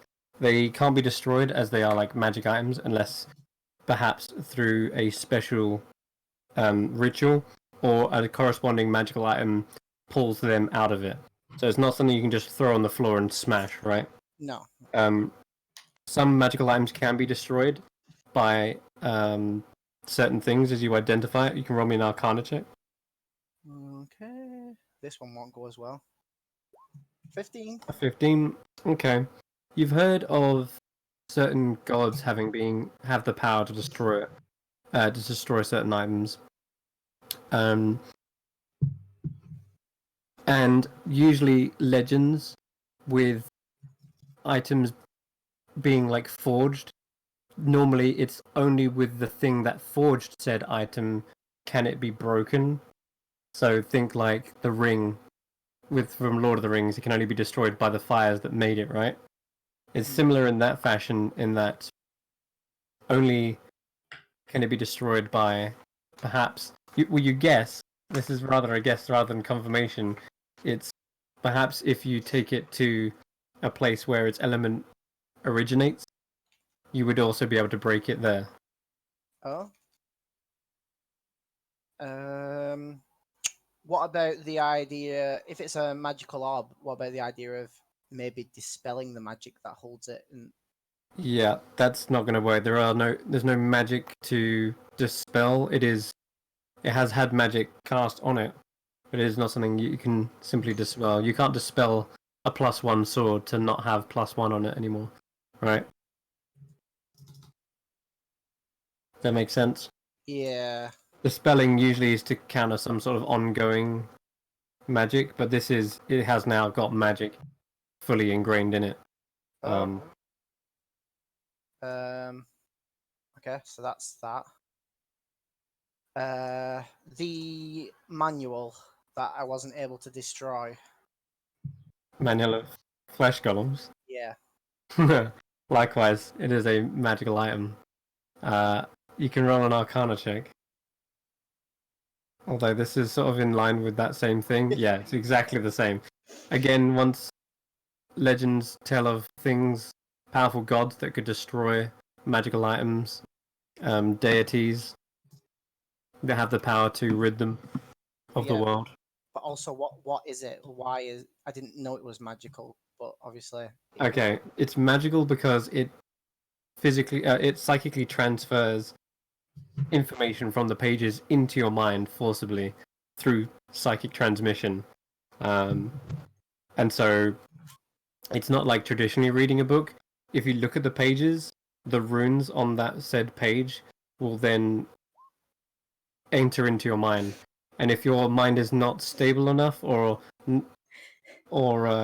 knowledgeable enough, it will then shatter your mind as the knowledge is too much to bear. But you're a 10th level caster now, and identifying it, you can understand that is the requirement, is a 10th level spellcaster can only read it without suffering the horrible effects of it. But to destroy it, you're not sure. You perhaps need a powerful deity. Yeah. but you're not sure if there are other means. That's the only one you come up with the 15. So, next and lastly is Okay. the compass. Okay, the compass. All right. The compass is a unique compass that doesn't seem to rely on west, east, south, and north. In fact, you don't even spot those indicators on the compass anywhere. It seems to have 3 other types of coordinates. And as you identify it, you recognize them. One seems to be kind of like this ticking, like it's like almost like the hands of a clock. And it seems to just sort of wiggle slightly every hour. It seems to just go tick and tick into a different sort of direction slightly. And that you can definitely assume is time. The other coordinates you begin to sort of piece together. If one is time, one must also be place. The last one, well, place could be anything though, like space could be the XYZ coordinates, I guess. And it does seem to fluctuate slightly, and I'll say with an identification, you understand that it does seem to change in space. But roll me another Arcana check. Oh, it's getting lower. No. What did you get? 13. 13? Okay. It seems to correspond with the time hand, but you're not sure on picking up on a pattern. It seems like occasionally it changes, and sometimes it stays like that for an incredibly long extended period of time. But every now and again, perhaps when you're not looking at it, or perhaps when you've put it away and then pulled it back out again, you see that the space coordinate seems to have changed. So, like, wherever it is might be moving. Right. Like, maybe teleporting from place to place. Perhaps. But you're not sure how frequently or what the pattern is behind it. But the time one seems to be like every hour, but the space one doesn't change every hour. So there's something else that's changing every hour, but you're not sure if it's the location of it. Okay, and then the last coordinate. Okay, this one is a little bit more complicated. Let me just find the handouts. Yeah. Okay. Roll me a... will it be an intelligence-based check? I guess it's more like to do with history, because it's trying to recall upon memories. Something that Tarek said. So yeah, just roll me either a history or just a straight intelligence check. Yeah, it's pretty much the same anywhere. Yeah. 24. Okay. You start to recall Tarek talking about a higher dimension. Something that was a bit confounding and long-winded when he first explained it. You talked about 3 different dimensions. If you were on a grid, you would have obviously the X, Y, and then there's a Z, which is kind of like the 3rd dimension. But he was talking about one higher than that exactly, and that something, and then the Tesseract was interacting with it, and the Baba Yaga was trying to reach it. Something beyond the 3rd. It's like a 4th dimension, effectively, and this one single handle on the coordinate. They see that little beam coming from it, so everyone else can have a look at it. Yeah.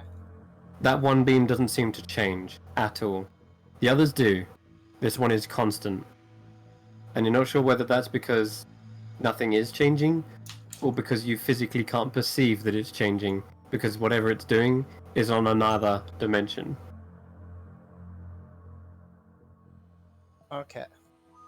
So we got Um, time, place, and what's this other one? A higher dimension? yeah, higher dimension, effectively.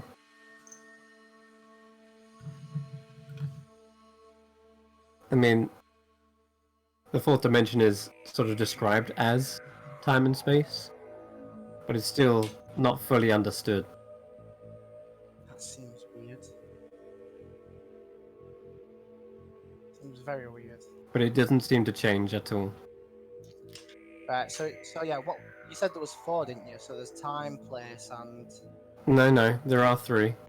oh, there's Time, only place, and then this last one is apparently this higher dimension. Huh. Okay. That's Okay.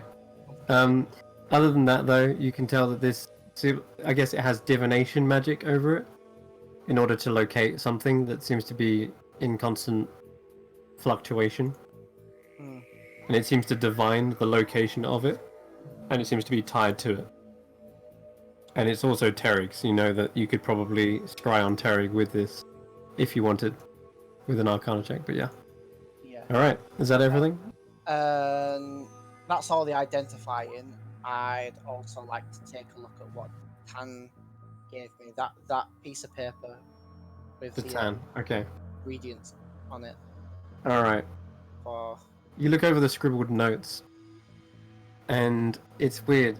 This page seems to be made of a similar material to something else very close to you. It is made of human flesh, this one page. Oh well, It- I've already fed it to the book anyway. Oh, you have? It's in the book. Okay. That's good. Because the page doesn't just like get munched up and chewed up in this instance. It actually fits into the book. It seems to open to a page where there is a bit of like ripped up skin, and it seems to reattach itself and sew itself back together, as if this page was in this book originally. Except that the page seems to be scribbled notes, not like you've seen before, where normally the book kind of is written in blood, but this time it seems to be written in someone else's quill. It seems to be one of perhaps the hag's writings, as it is written in Sylvan. You Which can I read that, right? Yeah, Sort of. I can read Sylvan. You can read Sylvan. Okay, cool. Yes, you can. Excellent. So yeah, you probably chalk it up as either one of the hags or perhaps even Baba Yaga herself has wrote this. Okay, I need to bring up my notes. The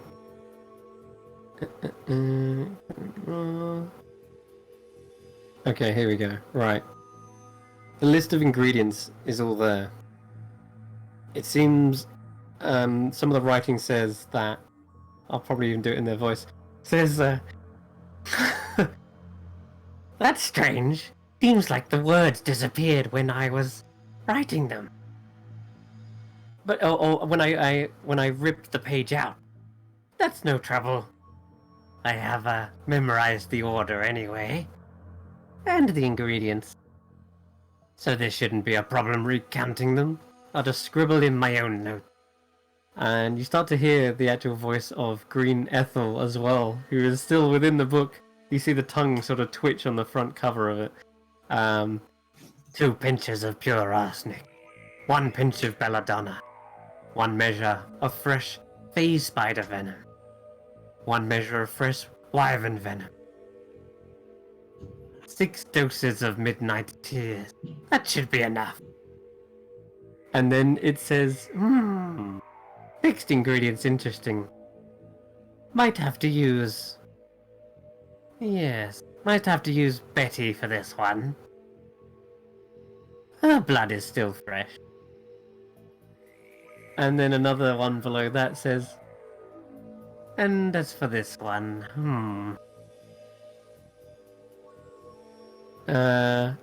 says,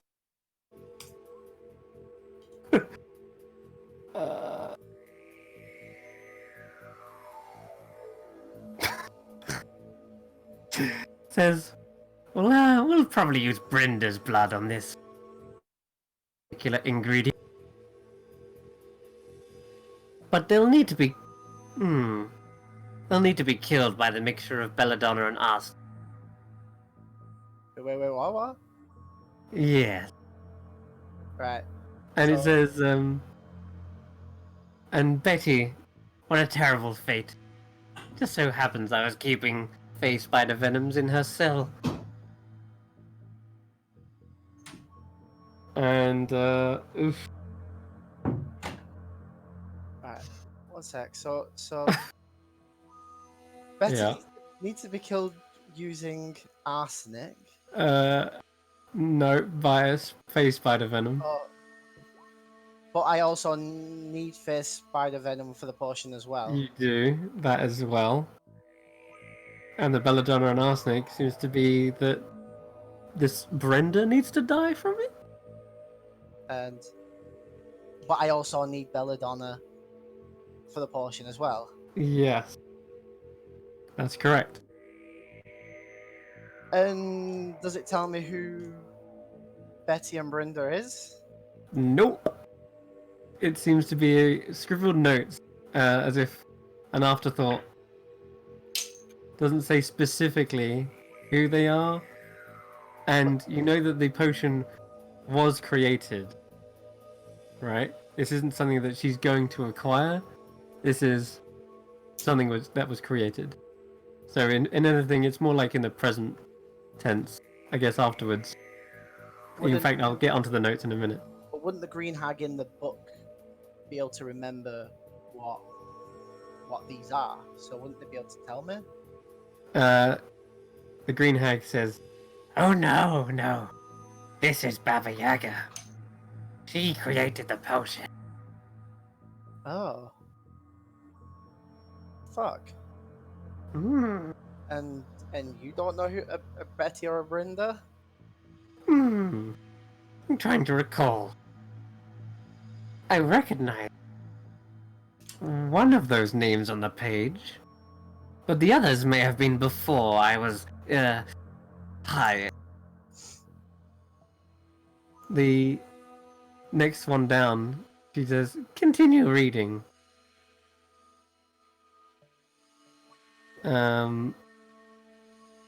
Okay. Wait, what's the one of the name that she recognizes? It's two down. The one two down below. There's still some more to go. Oh my god. Don't forget there were 4 missing ingredients, right? Okay, so there's 2 more on here. Alright. The next one says, the shame. I was going to use her as part of another sacrifice, but it's fine. I can use Fala for this. Fala? Fala, yes. Falla. Ah, Fala. do I need Fala's blood as well then, I'm guessing? Nope, it says I'll have the wyvern finish her off, then rip her heart out. That should do for the potion quite nicely. And then lastly... Wait, so the wyvern has to kill this Fala, or... Yep, kill Fala and then use her heart apparently. And then... Or is it just is it not a case where I just need whatever Fala's heart is? It says specifically the wyvern. And then... Who wants to get a wyvern to kill something else? Yep. There's one more. Final one. Yes. Lady Mora should definitely be useful for this one. I'll need at least 1 quart of her blood. Vampire blood. Yep. Oh my god. Lastly, we mix up the ground reproductive glands of 7 giant moths, the blood of an angel, 1 drop will do, and finally, the ever-elusive moon glove flower. These items, mixed in the order given by the light of a full moon, should complete the potion. Say that again, that last bit? The items mixed in the given order by the light of a full moon should Oh. complete the potion. Oh, I haven't done the order. Can you send me the order? I'll send it to you after, don't worry, yeah. But that is the full Grim grocery list for this potion. Fucking hell. Oh, yeah. more complex than I expected it to be. Yep. And that is the first half of the apotheosis. What? Excellent. Right. That's only, And that's the last of the notes. that's only half? That is, apparently, according to this, there is more. At least another half. But it doesn't seem to reference a potion. My God, I'm gonna be like level 30 odd by the time I get this. 30 odd. Alright. That is, however, it. That is the full list. It is quite extensive, quite complex, and very detailed. So, at that, just as you're finishing, like writing down the rest of these notes, there's a sudden like jerk to the boat, and you see like a couple of your books and behold perhaps things on the desk spill off and land onto the floor. Meanwhile, topside, carriers. It seems like your spell of control weather seems to have finally subverted. Subverted? Anyway, your hour is up, and you can feel the wind suddenly, violently and forcibly tug you back, and the sails seem to wash to one side. The waves kind of like even kick up against the side. And it isn't just putting you at that kind of odd angle, it seems to be quite literally trying to turn you almost like 15 degrees. Can I roll anything to see if I'm, I don't know, sensing any like intelligence to this storm or something? Yeah, it's not a storm, but yeah, it's definitely a heavy wind now picking up. Yeah. Okay. You can, yeah, roll me either a straight wisdom or an arcana check, I guess. Yeah, both of them are just as bad. I'll go for Arcana. Okay, 10. Ah. I'm not sure. It Why feels. can't I have advantage? Actually, can I spend my inspiration advantage on that? You can, actually. I'll say why the hell not. Alright, only because I want you to succeed as much as you do. It's the weather. I should know. So, as you try to tug the boat back using your control winds, but it's obviously now finished, it feels like something has kind of almost to spite you just pulled the boat back and sort of undone your work almost. And you kind of understand that the winds normally, once you've controlled them, normally kind of keep that same pace going unless there was something else going on, like it's something magical affecting it. And it feels like someone, I'll tell you what it feels like. It feels like someone else was now using control winds to overdo your control winds. That's what it feels like. It feels like someone has overlapped your spell with their own. And now something is causing a draft to push the boat back to where it wanted to go. Alright. Carius will call out just to any of the sort of magic using people. Any of you magic lot able to see magic?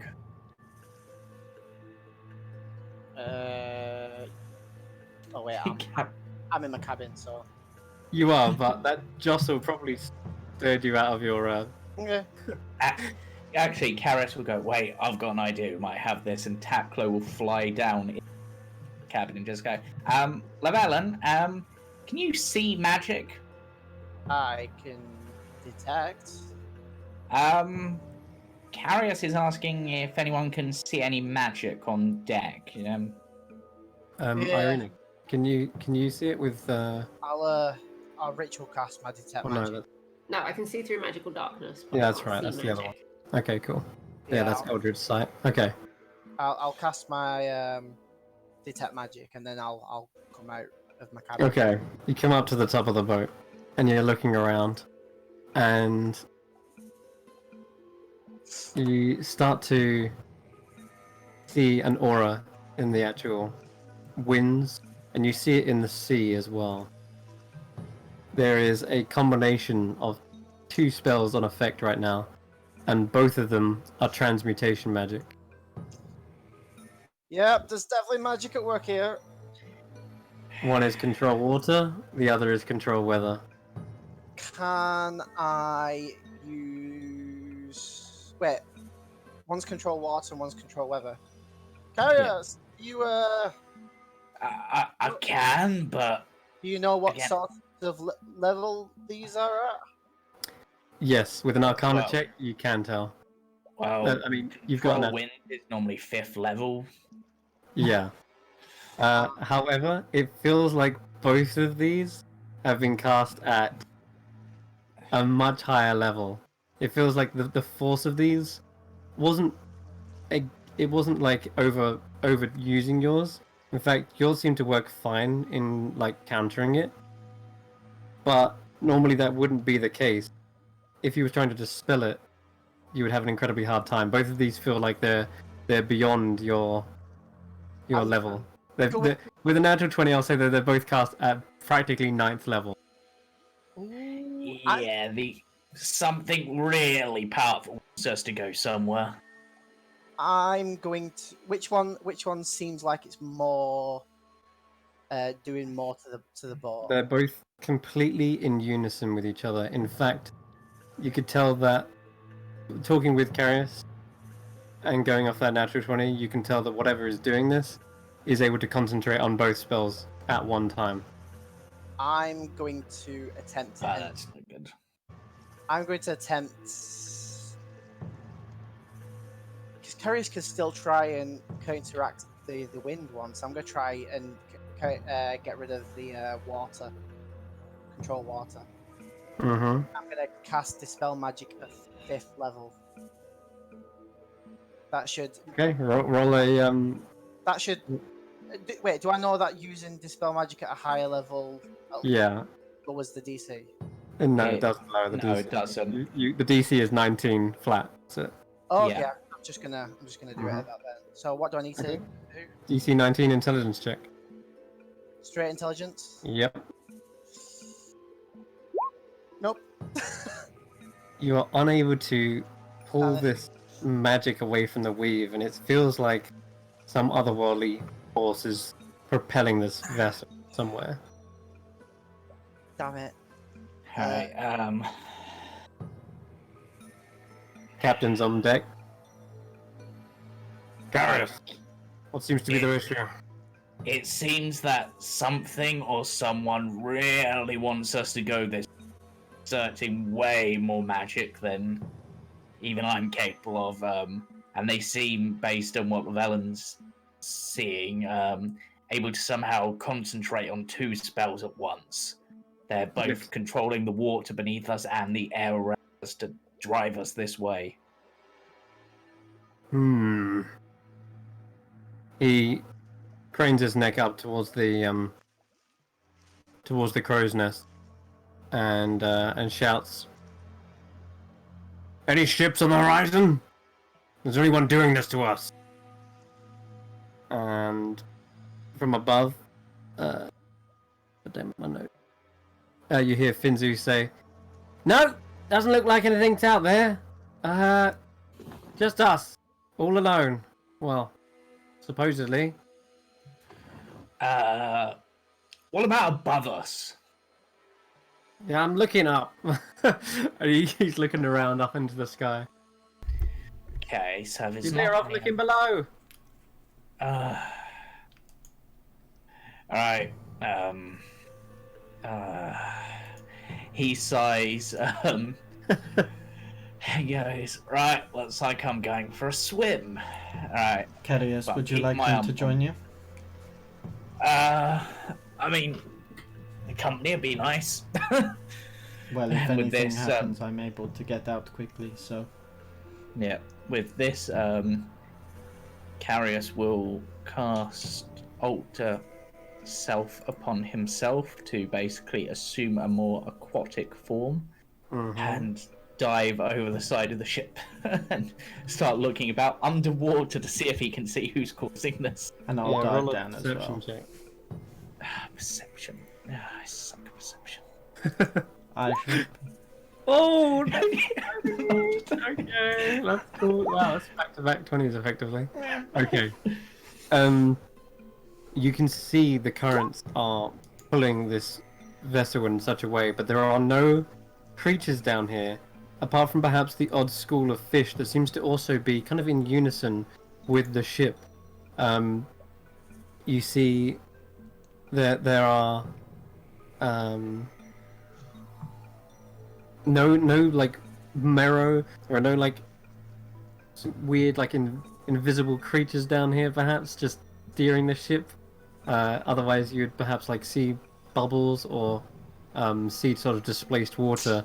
But you are able to, in your aquatic form, perceive everything down here. And in fact, the only thing you haven't really perceived is sort of a higher sense. And as you kind of close your own close your own eyes, you do feel that your own magic is being pulled and swayed this way. You just cast an alteration spell, right? Like a transmutation spell? Yeah. Even that seems to be kind of going in the same direction. You can't help but feel yourself swimming with the tide in your now aquatic form, almost like you've become one with this other school of fish that is moving alongside. And that sensation is of one when you channel lightning, one when you channel the air. It is all of the ocean, it is all of the sea itself moving in this direction. It is your goddess doing this. Yeah, that was the feeling I was worried about. I sort of will, because I can't. Well, I suppose as I'm an underwater creature at this point, I can speak to Kashan. So I'm just like, right, back up on deck. I just sort of point back up, like signal to go back up to the deck, and then sort of go up and fly up using my glaive. Right. Now, I don't know how much of a religious type you are, Captain. I imagine you've had your fair share of running with strange things, but the feeling of the water and this magic, it's like when I'm casting some of my magic, which means if anywhere, it's Ryla that wants us to go this way. Like a god, basically, and looking at the water and the wind now, it's almost as if the weather's being controlled in such a way as to make up for the time I used by changing us. So,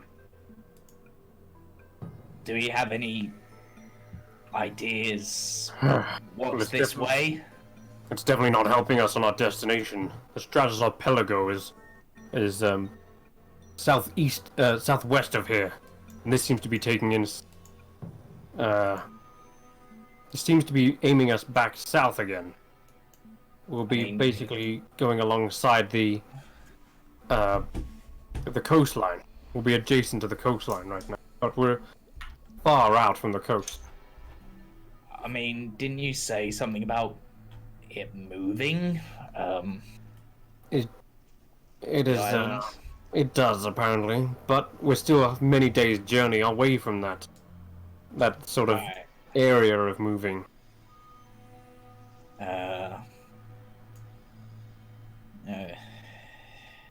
we have any maps, maybe, to give an idea? Which I'm guessing is what Irina is thinking of. Alright, he does. He starts pulling up maps. Okay, he's gonna make his navigation check. Ooh. Boopy. Oh, poopy. Yeah. There is something this way, but it isn't something that is usually. It's not usually a destination of many ships. In fact, it's a destination where ships seem to go missing. Oh. It's a place where people basically put a big X on the map and say to avoid. Effectively, here be dragons. Well, Whether there's an island or not, I'm not sure. All I know is that ships passing through this trajectory do not come out to their intended destination. It's not the one we passed through. Consider it the Bermuda Triangle. It might possibly be. Oh no. Okay. The time passes. What do you try to do? Correct the ship? Right. This is your own goddess telling you to go in this. Carius is going to shape water to form one of the religious symbols of his god and basically just try to pray. He doesn't have like a commune with God spell, but he's just going to try to pray to see if he hears anything on the winds. He's like managed to successfully commune with her previously, but only in small ways, so it's just... I'm going to effectively continuing your perception check. Now from instead of the water, you're in the air. And as you close your eyes to listen, to see if you can hear anything, you don't hear a voice, but you do hear the beating of wings. Large wings, slow, sort of... like the sort of wings that might be producing this wind, potentially. Perhaps. But then, after a moment, you hear the wings sort of flap more fervently, like it's going... and then you can hear it sort of... It sounds like one wing is flapping, the other seems to be like something like a flag flapping in the wind. And then you hear a splash.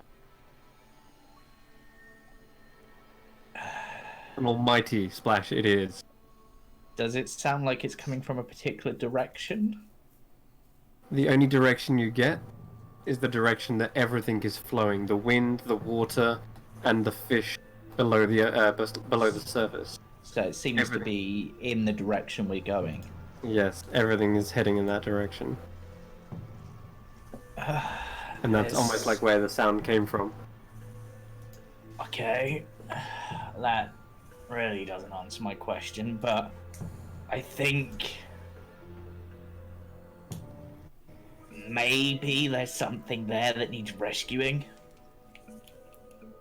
And that's why we're being driven this way. It's just the feeling I get. As you say that and have that feeling, there is a massive wave that suddenly picks up the boat from behind and surges it forward faster and faster. At this point, you're not using the winds, you're using every element at sea. Yeah, well... What caused this feeling?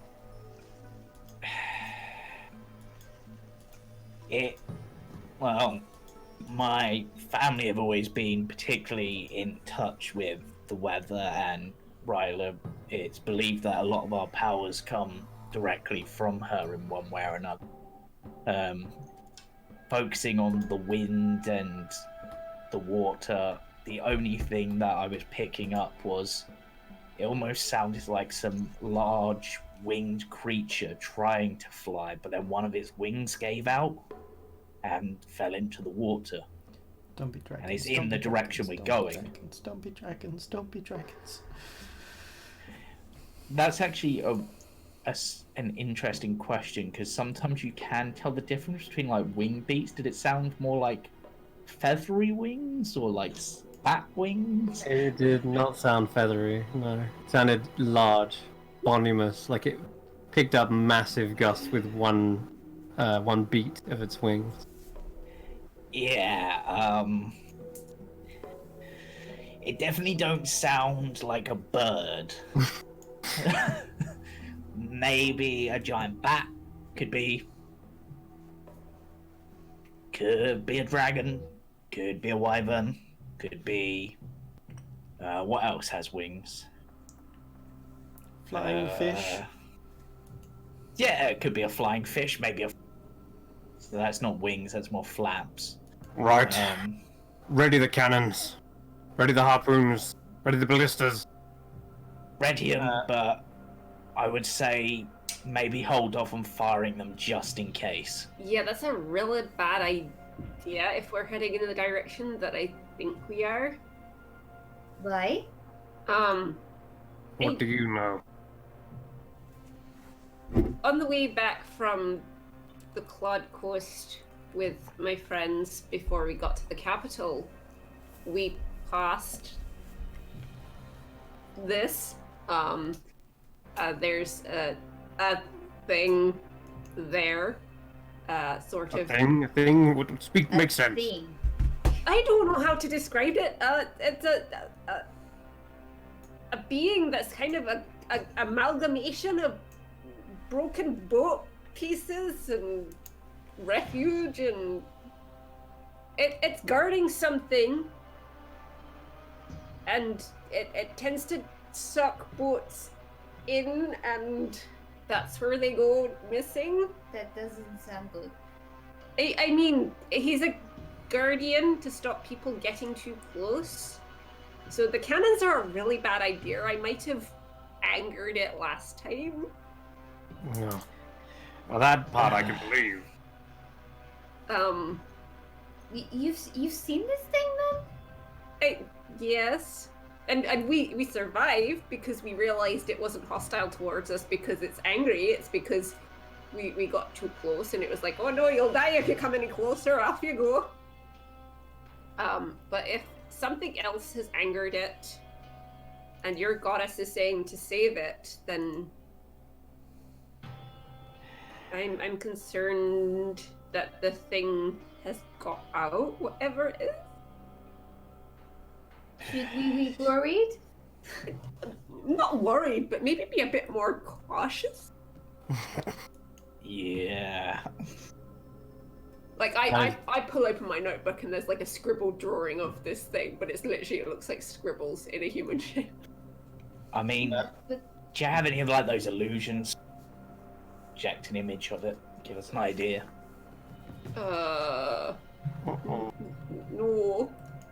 You don't have minor illusion, do you? No.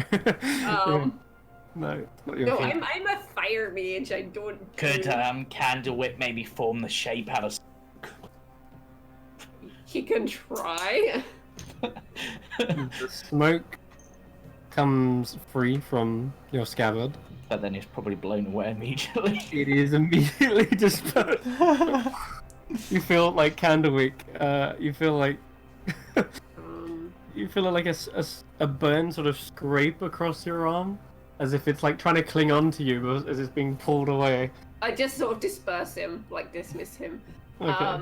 I grab the chalk that we were using earlier to play hopscotch and I start drawing it on the deck. Okay. Sure. You try to draw a good rendition. Give me a dexterity check or a charisma. Either one. I'll Sorry? accept charisma Sweet. That's much better. because it's your 17. expression art form. Okay, yeah. So you sort of draw what looks to be very similar to that kind of elemental form that you saw on top of the sea monster, except there's this strange, tribalistic almost looking mask on it. You're using like white chalk, right? Yeah. Yeah, which is quite effective in capturing the kind of ghostly form that it seems to have, because it seems to trail away into like sea foam effectively. But it doesn't seem to wield a weapon or anything. Just seems to sort of be a ghostly figure with a mask. It was more like a warden. It would like shoot anything that got too close. Well,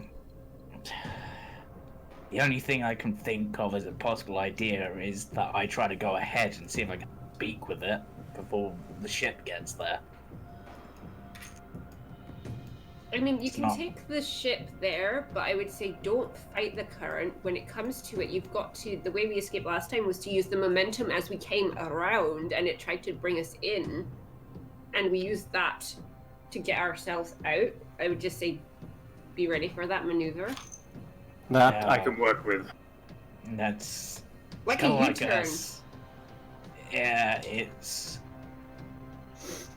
my dad used it once on like those whirlpools sort of things. You kind of use the momentum going in to throw yourself out, kind of like a slingshot. That's basically what it is. It's huge. They call it the maw, like a big gaping mouth. Oh. It kind of goes That's Down where? I don't bloody know. probably But- straight to the bottom of the sea, which All I know is I'm not going down there. all I know is it's garden something, and I don't fancy a trip down there. No, too much water. Funnily enough, that's what my friend said. Your friend?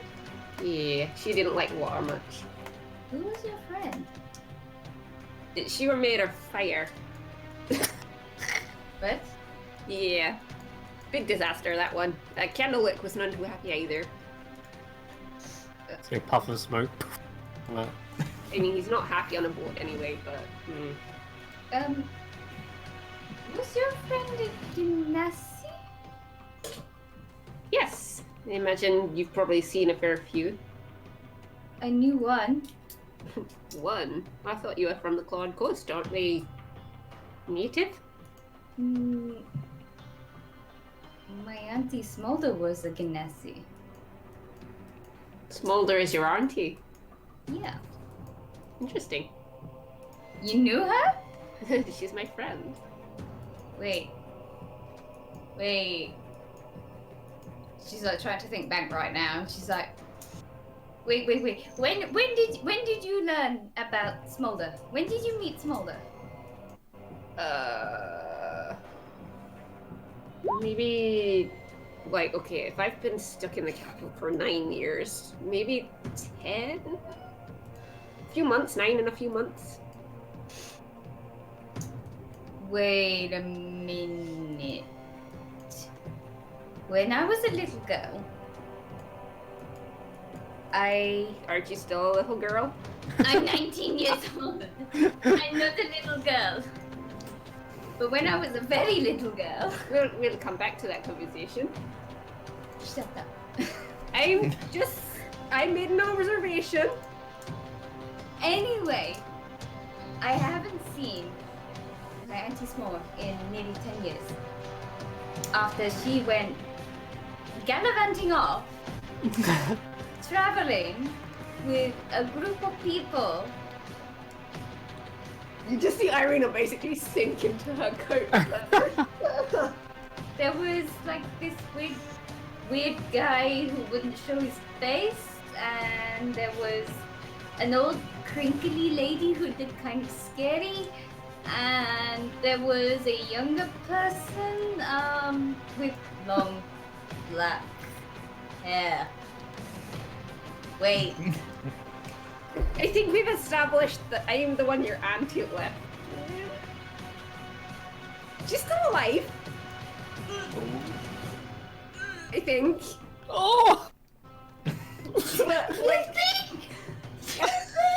okay, it's not my fault. She ran in first. I went after her, alright? what do you mean she ran in first? This is not the time for this conversation. Yeah, I There are was problems about- right now. Irina's just like, Where is my?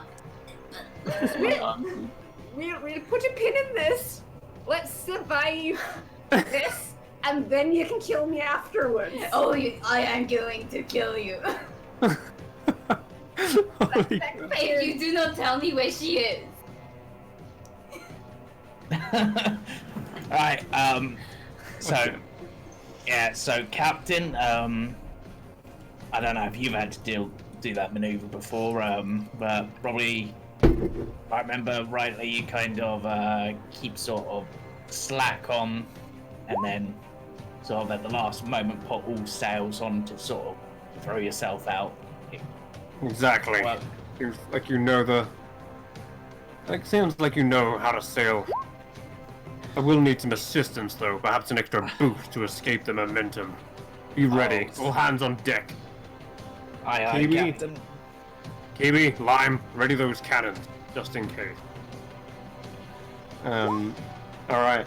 You sail on for a couple more hours and it gets darker.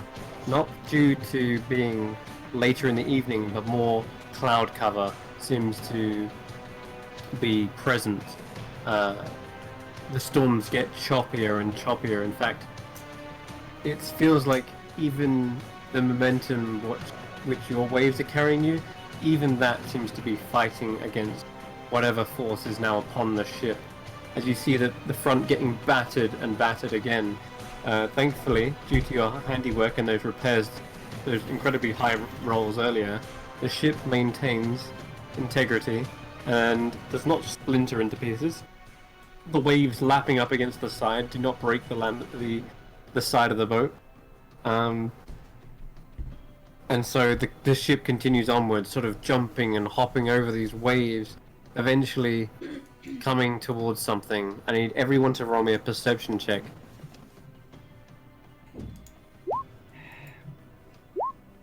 Oh my god, Levin, every natural 20 is coming out here. Really well with perception today.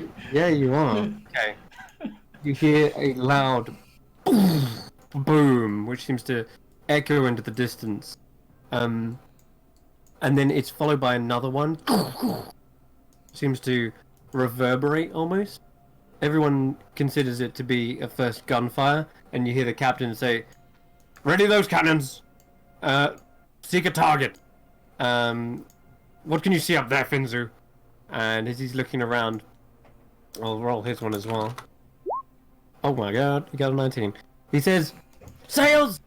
Sails on the starboard bow!" And as he's looking out, you can hear, Llewellyn, that boom was indeed a cannon fire, but something else afterwards. Something more akin to a thunderclap that echoes through. And as you're peering out into the distance, your almost like your eye, your third eye almost sees something with that. Perhaps you've got to take magic up on, who knows. Regardless, you see a spark, a lightning bolt streak. Except with a natural 20, I can tell you that didn't come from the sky. It came from the waves, and it shot upwards out of it, which is the most peculiar sort of sight to see.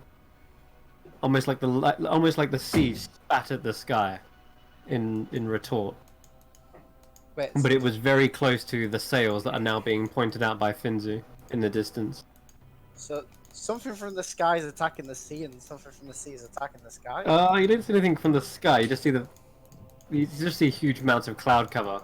But there are definitely a set of sails, and it looks like that lightning bolt kind of arced at an angle towards it. But it was like it missed, completely went off shot, and just shot up into the sky. Oh, okay, so it's not something from the sky. Okay. Yeah, no. But a lightning bolt definitely came from the ocean. So there's another ship attacking whatever this is. Yes. In the water. And Irina, you probably catch that as well with the 22. You see this sudden like fork of lightning, like scatter. And lastly, Llewellyn, I'll whisper this one to you because only you heard this. Oh god, here we go.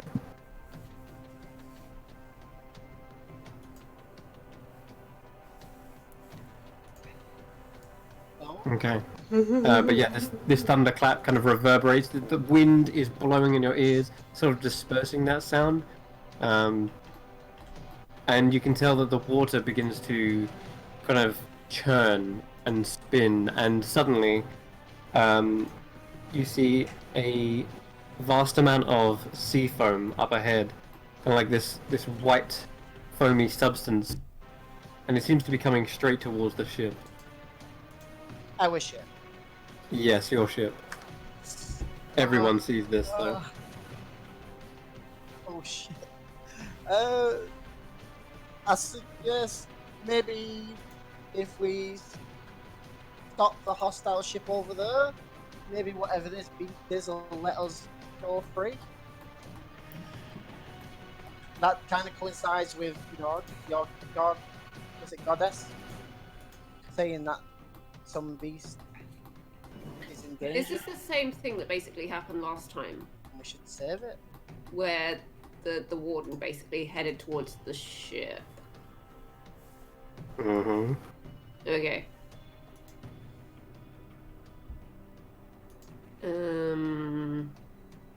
Yeah, so I suggest we take out this ship to stop the beast being angered.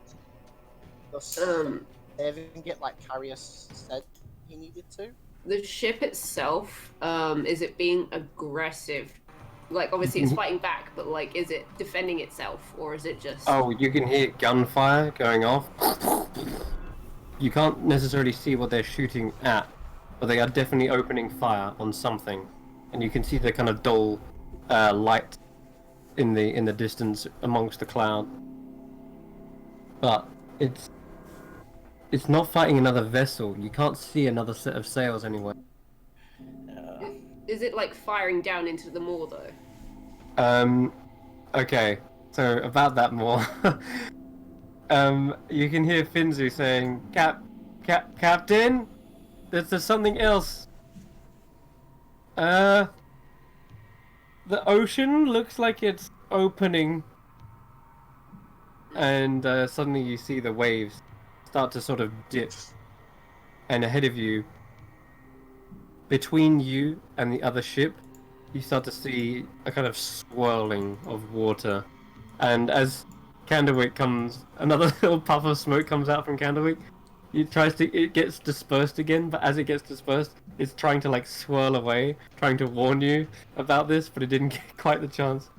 The swirling begins to open up wider and wider until you start to see effectively a funnel now emerging in the middle of this gale. And the water is just pulling the boat at an angle, now tilting, and then the strange flotsam and sea foam seems to finally reach the side of the boat. It creeps up the side and spills across the deck. Some of the crew kind of like back away from it instinctually, and it starts to coalesce, building itself up from toes to head. You sort of see this sort of bubbling, ghostly figure, and atop its head you see a kind of broken mask. One half of it seems to have just been snapped off. The other half seems to be sort of this rotten substance, like rotten wood. It looks kind of like a tribal mask, maybe like orcish, or perhaps like even some other sort of jungle origin. But the mask seems to turn and look around the ship as if taking in the presence of every sailor aboard.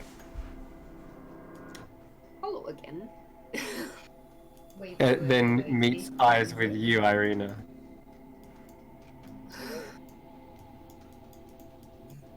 This is it? Did you need some assistance?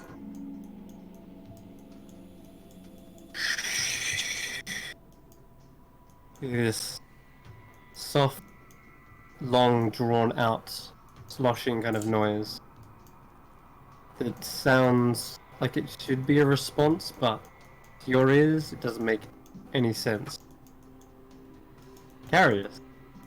Yep. You hear the creature say, "They did not heed the warnings. They are reckless. The sea shall return its recklessness in kind. Turn back, lest you be swallowed as well." I'll trace which language is it speaking. I'm guessing Aquan because it's For seafoam. sure, 100%. Yeah. So I will respond and go, right, didn't choose to come this way. The sea and the wind basically were pushing us this way. I heard her too. Yes, and I got the feeling that there was some winged creature this way that maybe needed help. He turns, the mask sort of slipping off almost to the side as the creature points out a kind of foamy-looking arm. It seems to drip to the floorboards and bubble away as the hand extends out and points kind of ahead of where the ship is. And you hear another round of gunfire. And again, you see a streak of lightning surge up from the waters. Right. And at this point, you kind of all look out to where it has pointed. And because the sea is kind of started to curve in, you actually can see a little bit further rather than like just this flat plane. Whatever is in that curve, whatever is in that sort of wall of water is thrashing around. And as it tries to leap up and out of the water, you see a pair of blue scaled wings and a horn atop a long serpentine-like head.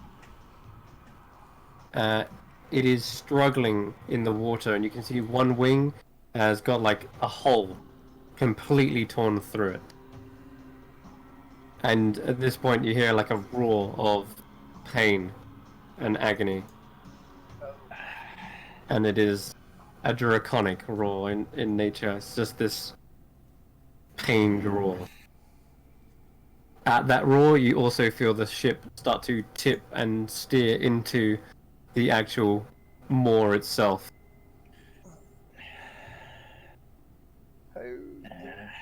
If Castellus was feeling better, he'd be useful here. Alright. Realia wants this one saved. And saved from the moor or saved from that ship?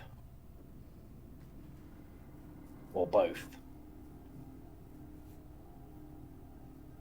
The dragon enters the moor willingly. Right, so the ship. If we Trying to Bring- escape.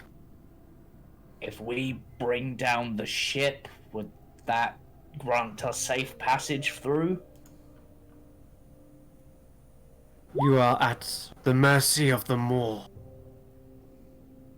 I can do little to help. This is why I warn you. Should you try to help, the moor may take you as well. Turn back. Those faint of heart.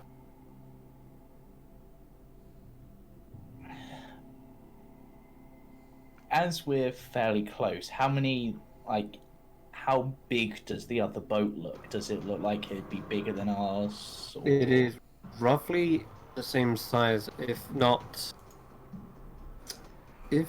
slightly bulkier looking. It looks So like it can definitely take a beating. And from here, you can probably Llewellyn can probably spot some sort of flag upon the ship as you're actually kind of seeing it tilt slightly now, and you can start to see the sails and perhaps those who are aboard. You see a spyglass is handed down to you as Finzu kind of hands a spyglass out basically. So Llewellyn, as you kind of like look through, you can see aboard this ship rushing around.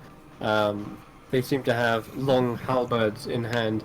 They are also lighting and firing cannons.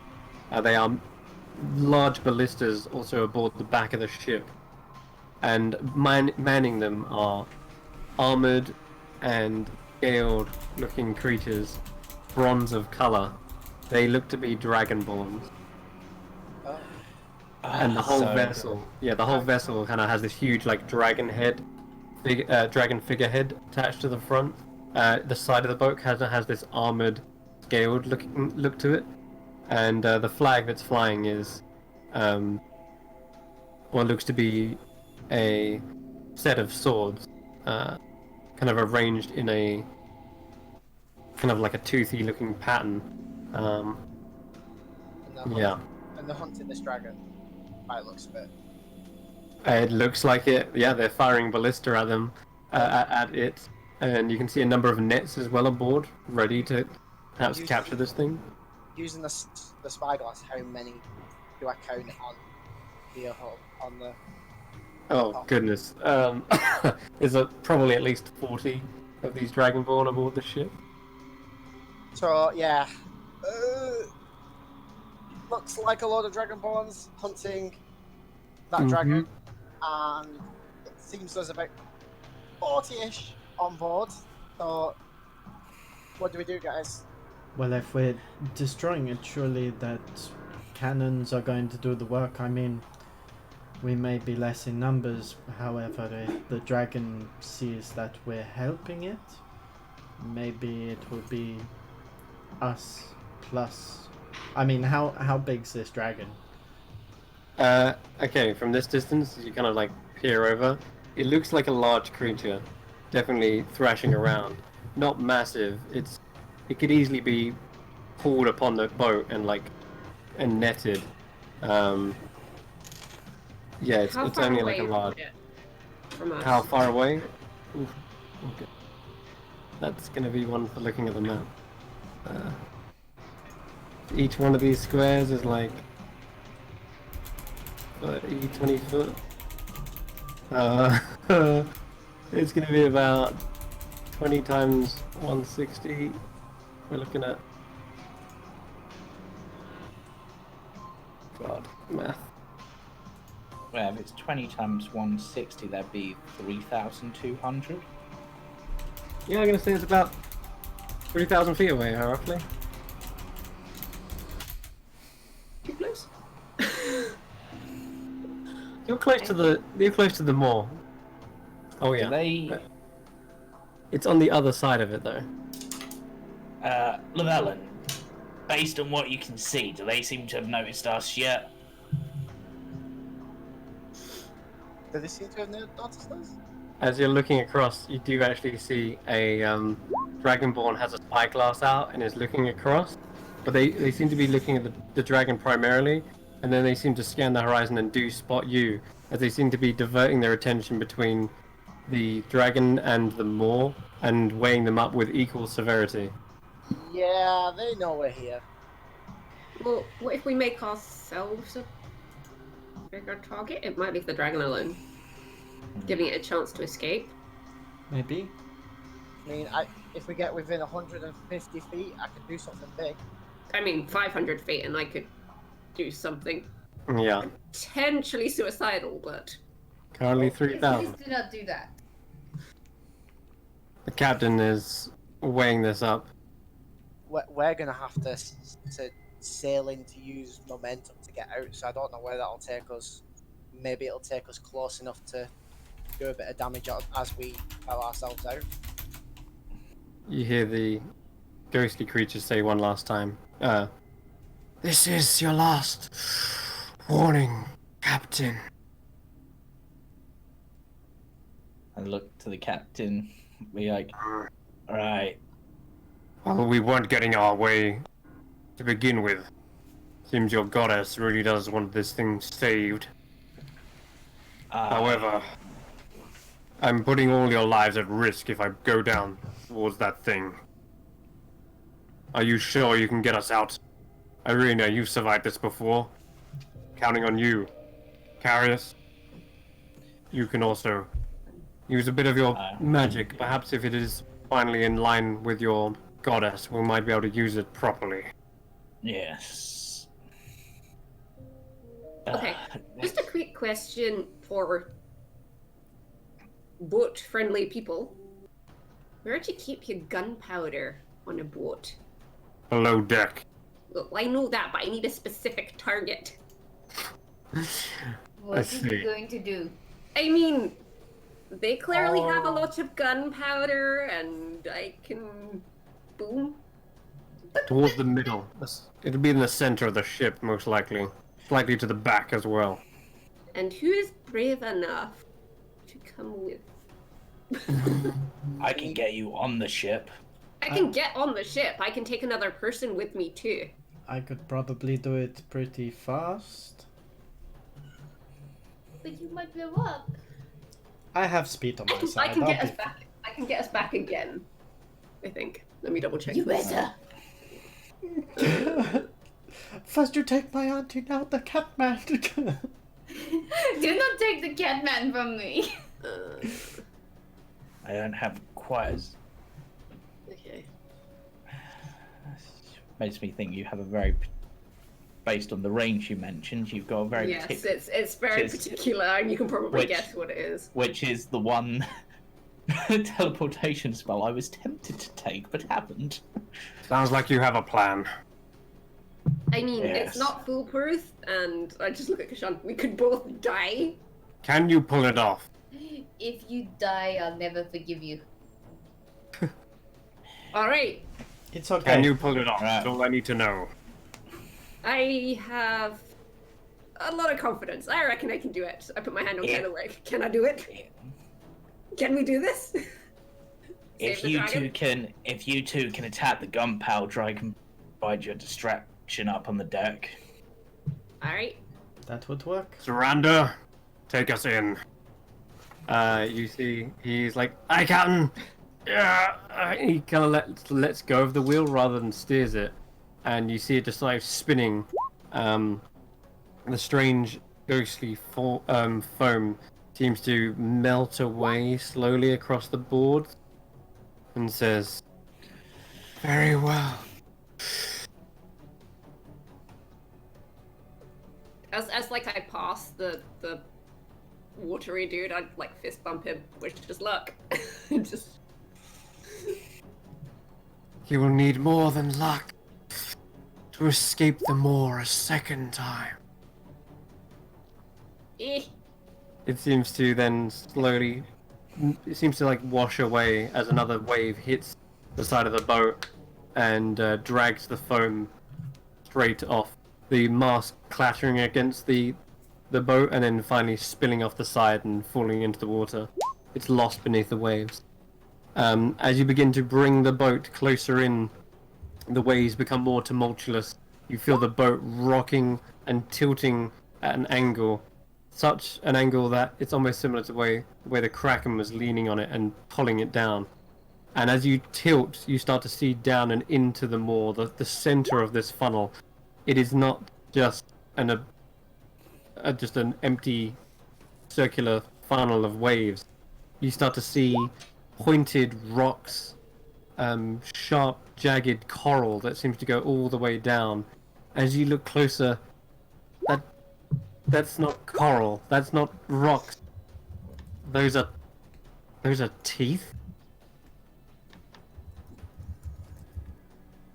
I shall drag you onto the map. Oh. Yikes.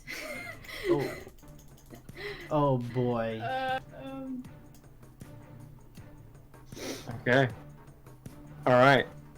No wonder The- it stank down here.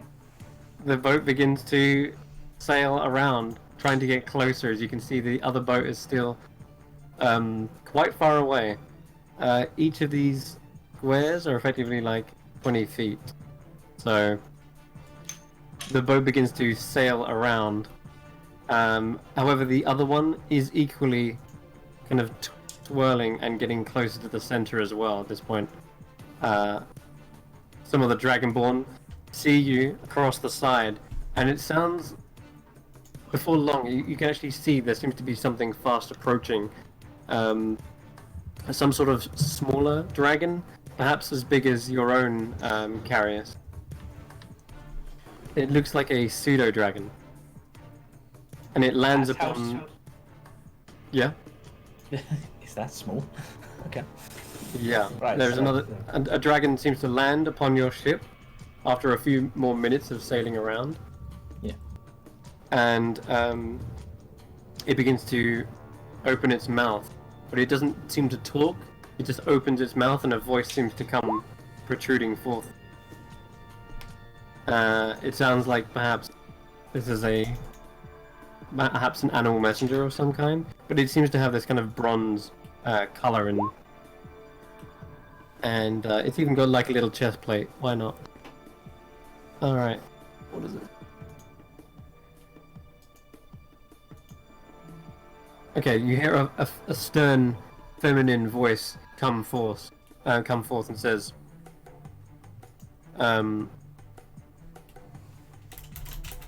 "This is Captain Shakaz of the Bronze Scale, the Bronze Justice, even. We are here to detain this dragon. Do not get in our way." I just sort of reply, and why do you need to detain a dragon? And if you give me any of that colour nonsense, I will find you and beat you.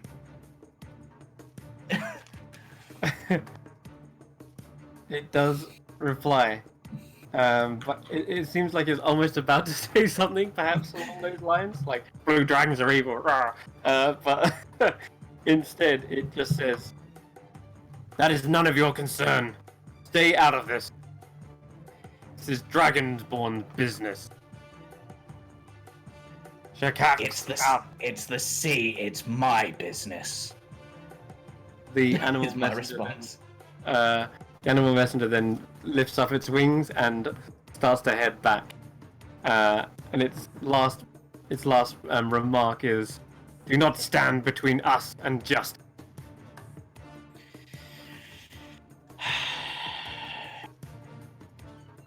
And it flies away. Alright. What are we gonna do, everyone? Do you want to try and get the ship to go faster? Do you want to try and go closer? Well, I'm thinking if we can slow it down rather than go faster, then we can catch up quicker because this thing's coming round. It is. That's a possibility if you want to try that. You guys just need to be prepared because obviously they are probably going to fight back, so...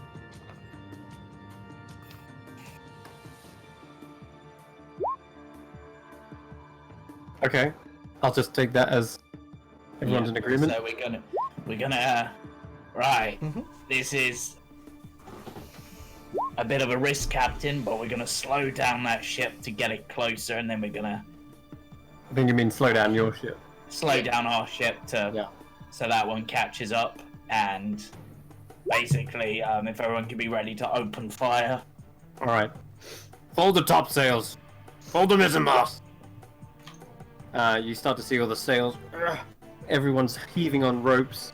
Kashan, you're also able to like jump from probably the top and yank down on a rope as all the sails are kind of like folded up, and your ship suddenly goes to a fast sort of surging speed to a very slow and almost inevitable sort of swirl.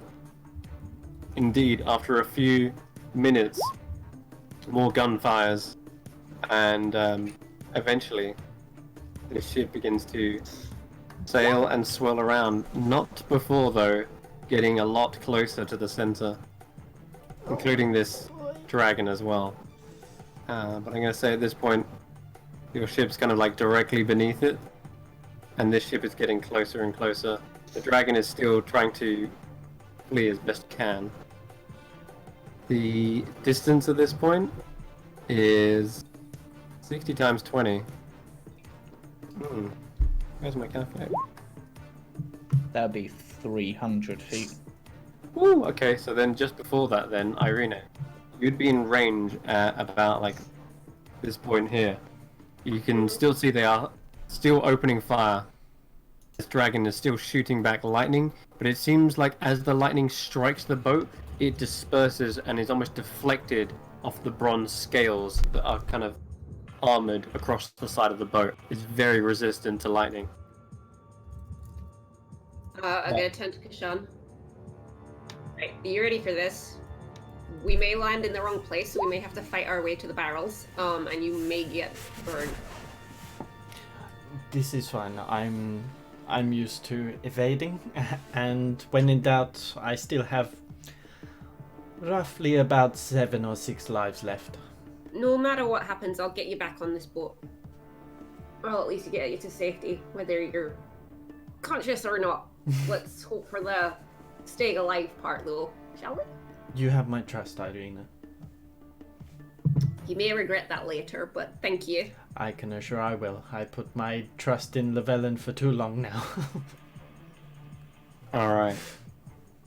this is good because as you've been slowed down, it looks like the dragon is closer to you than the ship is, and it sort of brings up its head out of the water, like lets loose another lightning bolt, trying to like arc it backwards, and you can see now why that bolt was so far off, Llewellyn, and why it was kind of arcing at the sky, because it's trying to like fight against the waves and turn its head round, and you see as it's turning its head back, it spots you and its eyes go wide.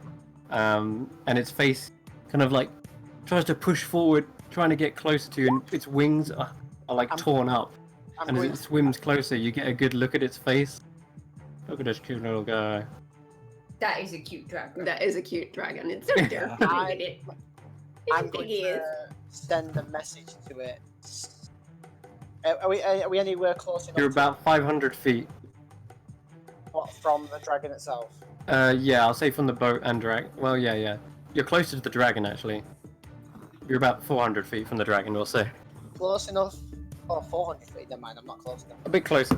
What range do you need to be in? 120, right? Yeah. Yeah, okay. No, So you're a bit out of range for that. Right. Once it's in with about 300 feet of us, Yep. if that's, I'm going to basically attempt to use the wave bender's Leomano to basically alter the flow of the water to allow the dragon to get closer easier. Right. Okay, yeah, I get that. You're going to try and get a draft of water to sort of surge forward for him. Yeah. Okay. Yeah. Or it. Yeah, all right. yeah. Yep, that works. So, at this point, you're waiting and waiting.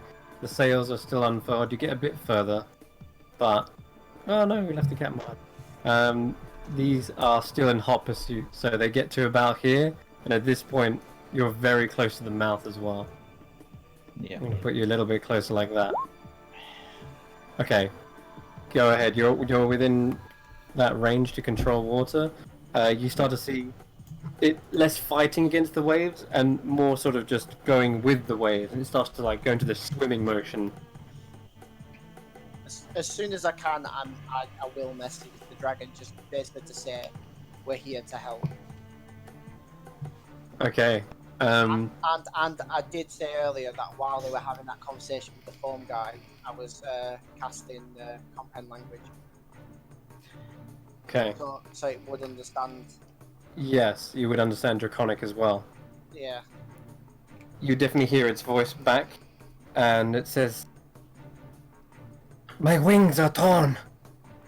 I cannot fly. And I cannot swim." Alright. How? Andy can help. It always had a sort of almost an accent like Andy's, perhaps. Strangely enough. Wait, what? Almost, yeah. Had that sort of. I just said that as a joke. No, you're literally not wrong. I turned. Oh god. I turned to Andy and responded with what he said, and put across maybe she can use her fly on the dragon, but can fly without having to use his wings magically. I can't fly a dragon. I mean, yeah. I could try. So it can get out of the water. It's stuck in the water and it needs help. We're going to obviously provide the help against the ship. Maybe you can help the dragon. I mean, it won't hurt to try, so she just gets a violin out and she starts playing. And then Song to cast fly then. yeah, and with Irina and Kashan gone by this point, Yeah. I I turn would to have Carius and go, are we ready to go? He nods and gets out his other glaive and gets ready. Just before Okay. we get Dimension Doored, I just want to turn to Andy and just say, don't worry, I'm going to be fine. But You if, better be. if anything does happen, just look after Egbert, and I'll give her a hug, and then... Yep, she hugs you back. She's just like, please don't. Oh no. Kitty friend, don't go. Just give a wave. Yeah, I'm having Taklo stay behind on the ship as potentially my eyes and Eyes and ears, gotcha. Okay. And we, All right. We've just hit 10 o'clock, so I know we normally finish around this time, and we're gonna go into quite a bit of a long one. So I reckon now, probably for the best of everyone, to sort of bring it to a close here. But That's so annoying, but yeah. I a little mean, bit. me I know we're going going straight into to combat next session, so Yeah. Right. Yeah. But fly, by the way, is that a touch spell? So you will need to get to the dragon I've somehow. just seen Damn it. that. I've just seen that. Yeah. Okay. Then there is one way we can do that, but it would mean putting. Well, actually, what I can do is I can have briefly.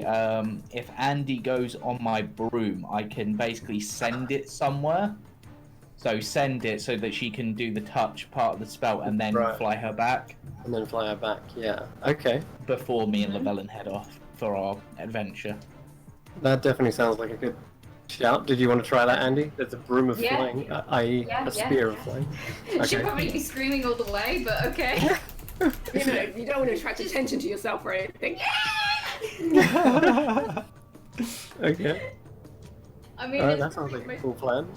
She's flown as a giant eagle now, but of course, when you're a giant eagle, that becomes, second nature. But this is a Also, broom. I mean, you changed back and plummeted. Yeah, exactly. Oops, too many Andys. And what was your adventure exactly? What are Llewellyn and Karis going to do? Basically, once my broom's back, we're going to basically fly over the other ship using the broom and basically rain down hell from above. Oh Or god, okay. At least to begin with, 150 feet in range. Understood. I mean, actually, to be honest, at this point, whilst Andy's flying over, would that ship be within 300 feet of us yet? It's within. I can say, yeah, you could wait till you get to that point, yeah? Because you're still Because- holding off. Because then I can control the wind and blow it into the. Yeah, you could try and do that as well. I'll say then, if that's the case, then you'd want Kashan and Irina to perhaps wait off with the dimension door, right? Because you want it to sort of happen at the same time, or do you want them to go ahead first? Well, Dimension Door Yeah. is 500 feet. Yeah. Yeah, And so if they you would have wait done that. until it's closer to you, that gives us time to do what we need to do before you do that. That's basically the idea. Okay. So it'll With be like a... actually a good point. Thinking about teleportation, whilst Dimension Door can normally only transport 2 creatures, would it be capable of transporting an extra creature if that creature was tiny? Are you trying to get your little pseudo dragon I'm over thinking there? the familiar, yes, because that way they have way to. I'll say Yeah, but- sure. I'll say Yeah. sure. Taklo has an odd bond with Irina, which has not been explained. It hasn't, but yeah, I'll hand wave it. It's only a tiny little familiar, right? Yeah, and it's not like it can actually do anything other than be Yeah. like, hey, I can see here. Sure. Yeah, Okay. I'll say that's not a problem. So Alright, basically, he Sure. can let them know, right, this is what we have planned. excellent. I gotta make a little token for Taklo next session, actually. Yeah. That'll be helpful. Okay, cool. And then, and then you're casting Fly on yourself? No, Carius is casting fly. You can do. one doing- of- Well, no, basically, what I'm going to be doing is once Andy's back after casting Fly, we're going to use my glaive for flying, basically, because I can carry 2 people on it. Right. So Andy's gonna get out there, get back, and then you're doing that. Yeah, Okay. I don't have Fly as a spell. Gotcha. Okay, no, that's cool. Alright then. So, as Andy sets out, the glaive of flying, heading over, you can see gunfire is aimed in your general direction, Andy. You're going to have to get close to the line of fire where this dragon is trying to dodge cannonballs. Meanwhile, Kishan, Irina, you are warped and sort of disperse in a cloud of smoke and reappear as this swirl of as well, just for effect. yeah, the swirl of ash. The dragon sort of like pretends it's breathing fire, like as the smoke comes out of its mouth, and Kishan, you kind of appear like all the air sort of like pushes out from you as you land on the deck of the ship. No. I was aiming for where they keep their barrels. Okay, all right. That's That's why gonna I- be inside the middle of. I'm also going to make this easier for Andy as well because she's not trying to actively dodge. While she's flying on the glaive, like before she sets off, I'm going to touch her on the shoulder and cast Greater Invisibility. Thank you. Oh, okay. Another added shield of hope. I mean, it's still going to go into the line of fire, but let's hope they're not physically aiming for Andy. But, You're fine. It's a comfort more than anything. yeah, exactly right. Excellent. So, All right, and of course we'll find out what Castellius is also going to attempt on doing next session. But for now, we will have to wrap it up because we're about to go into a big one, and that'll take a long time to finish. So better to wrap it up now so we can really dive in next week. But yeah, this has been Roll for Story. Thank you very much for watching. Consider giving us a follow. We're still trying to get the channel off the ground and gather enough viewers that we can perhaps get a Twitch affiliation. So everything helps, but even just watching, that's also helping the channel out as well. And we hope you enjoyed. So thanks very much, and we'll see you next Friday. We'll sign it off.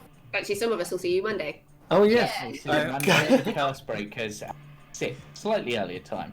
There we go. Yes, and more D&D to come. Well, Check I out try Curse. not to kill everyone. Please don't. I've already died once. I don't want to die again. Take care, Yes. guys. Alright, so tune in then, Monday or Friday. We'll see you then. Bye. Bye. Bye. Bye bye.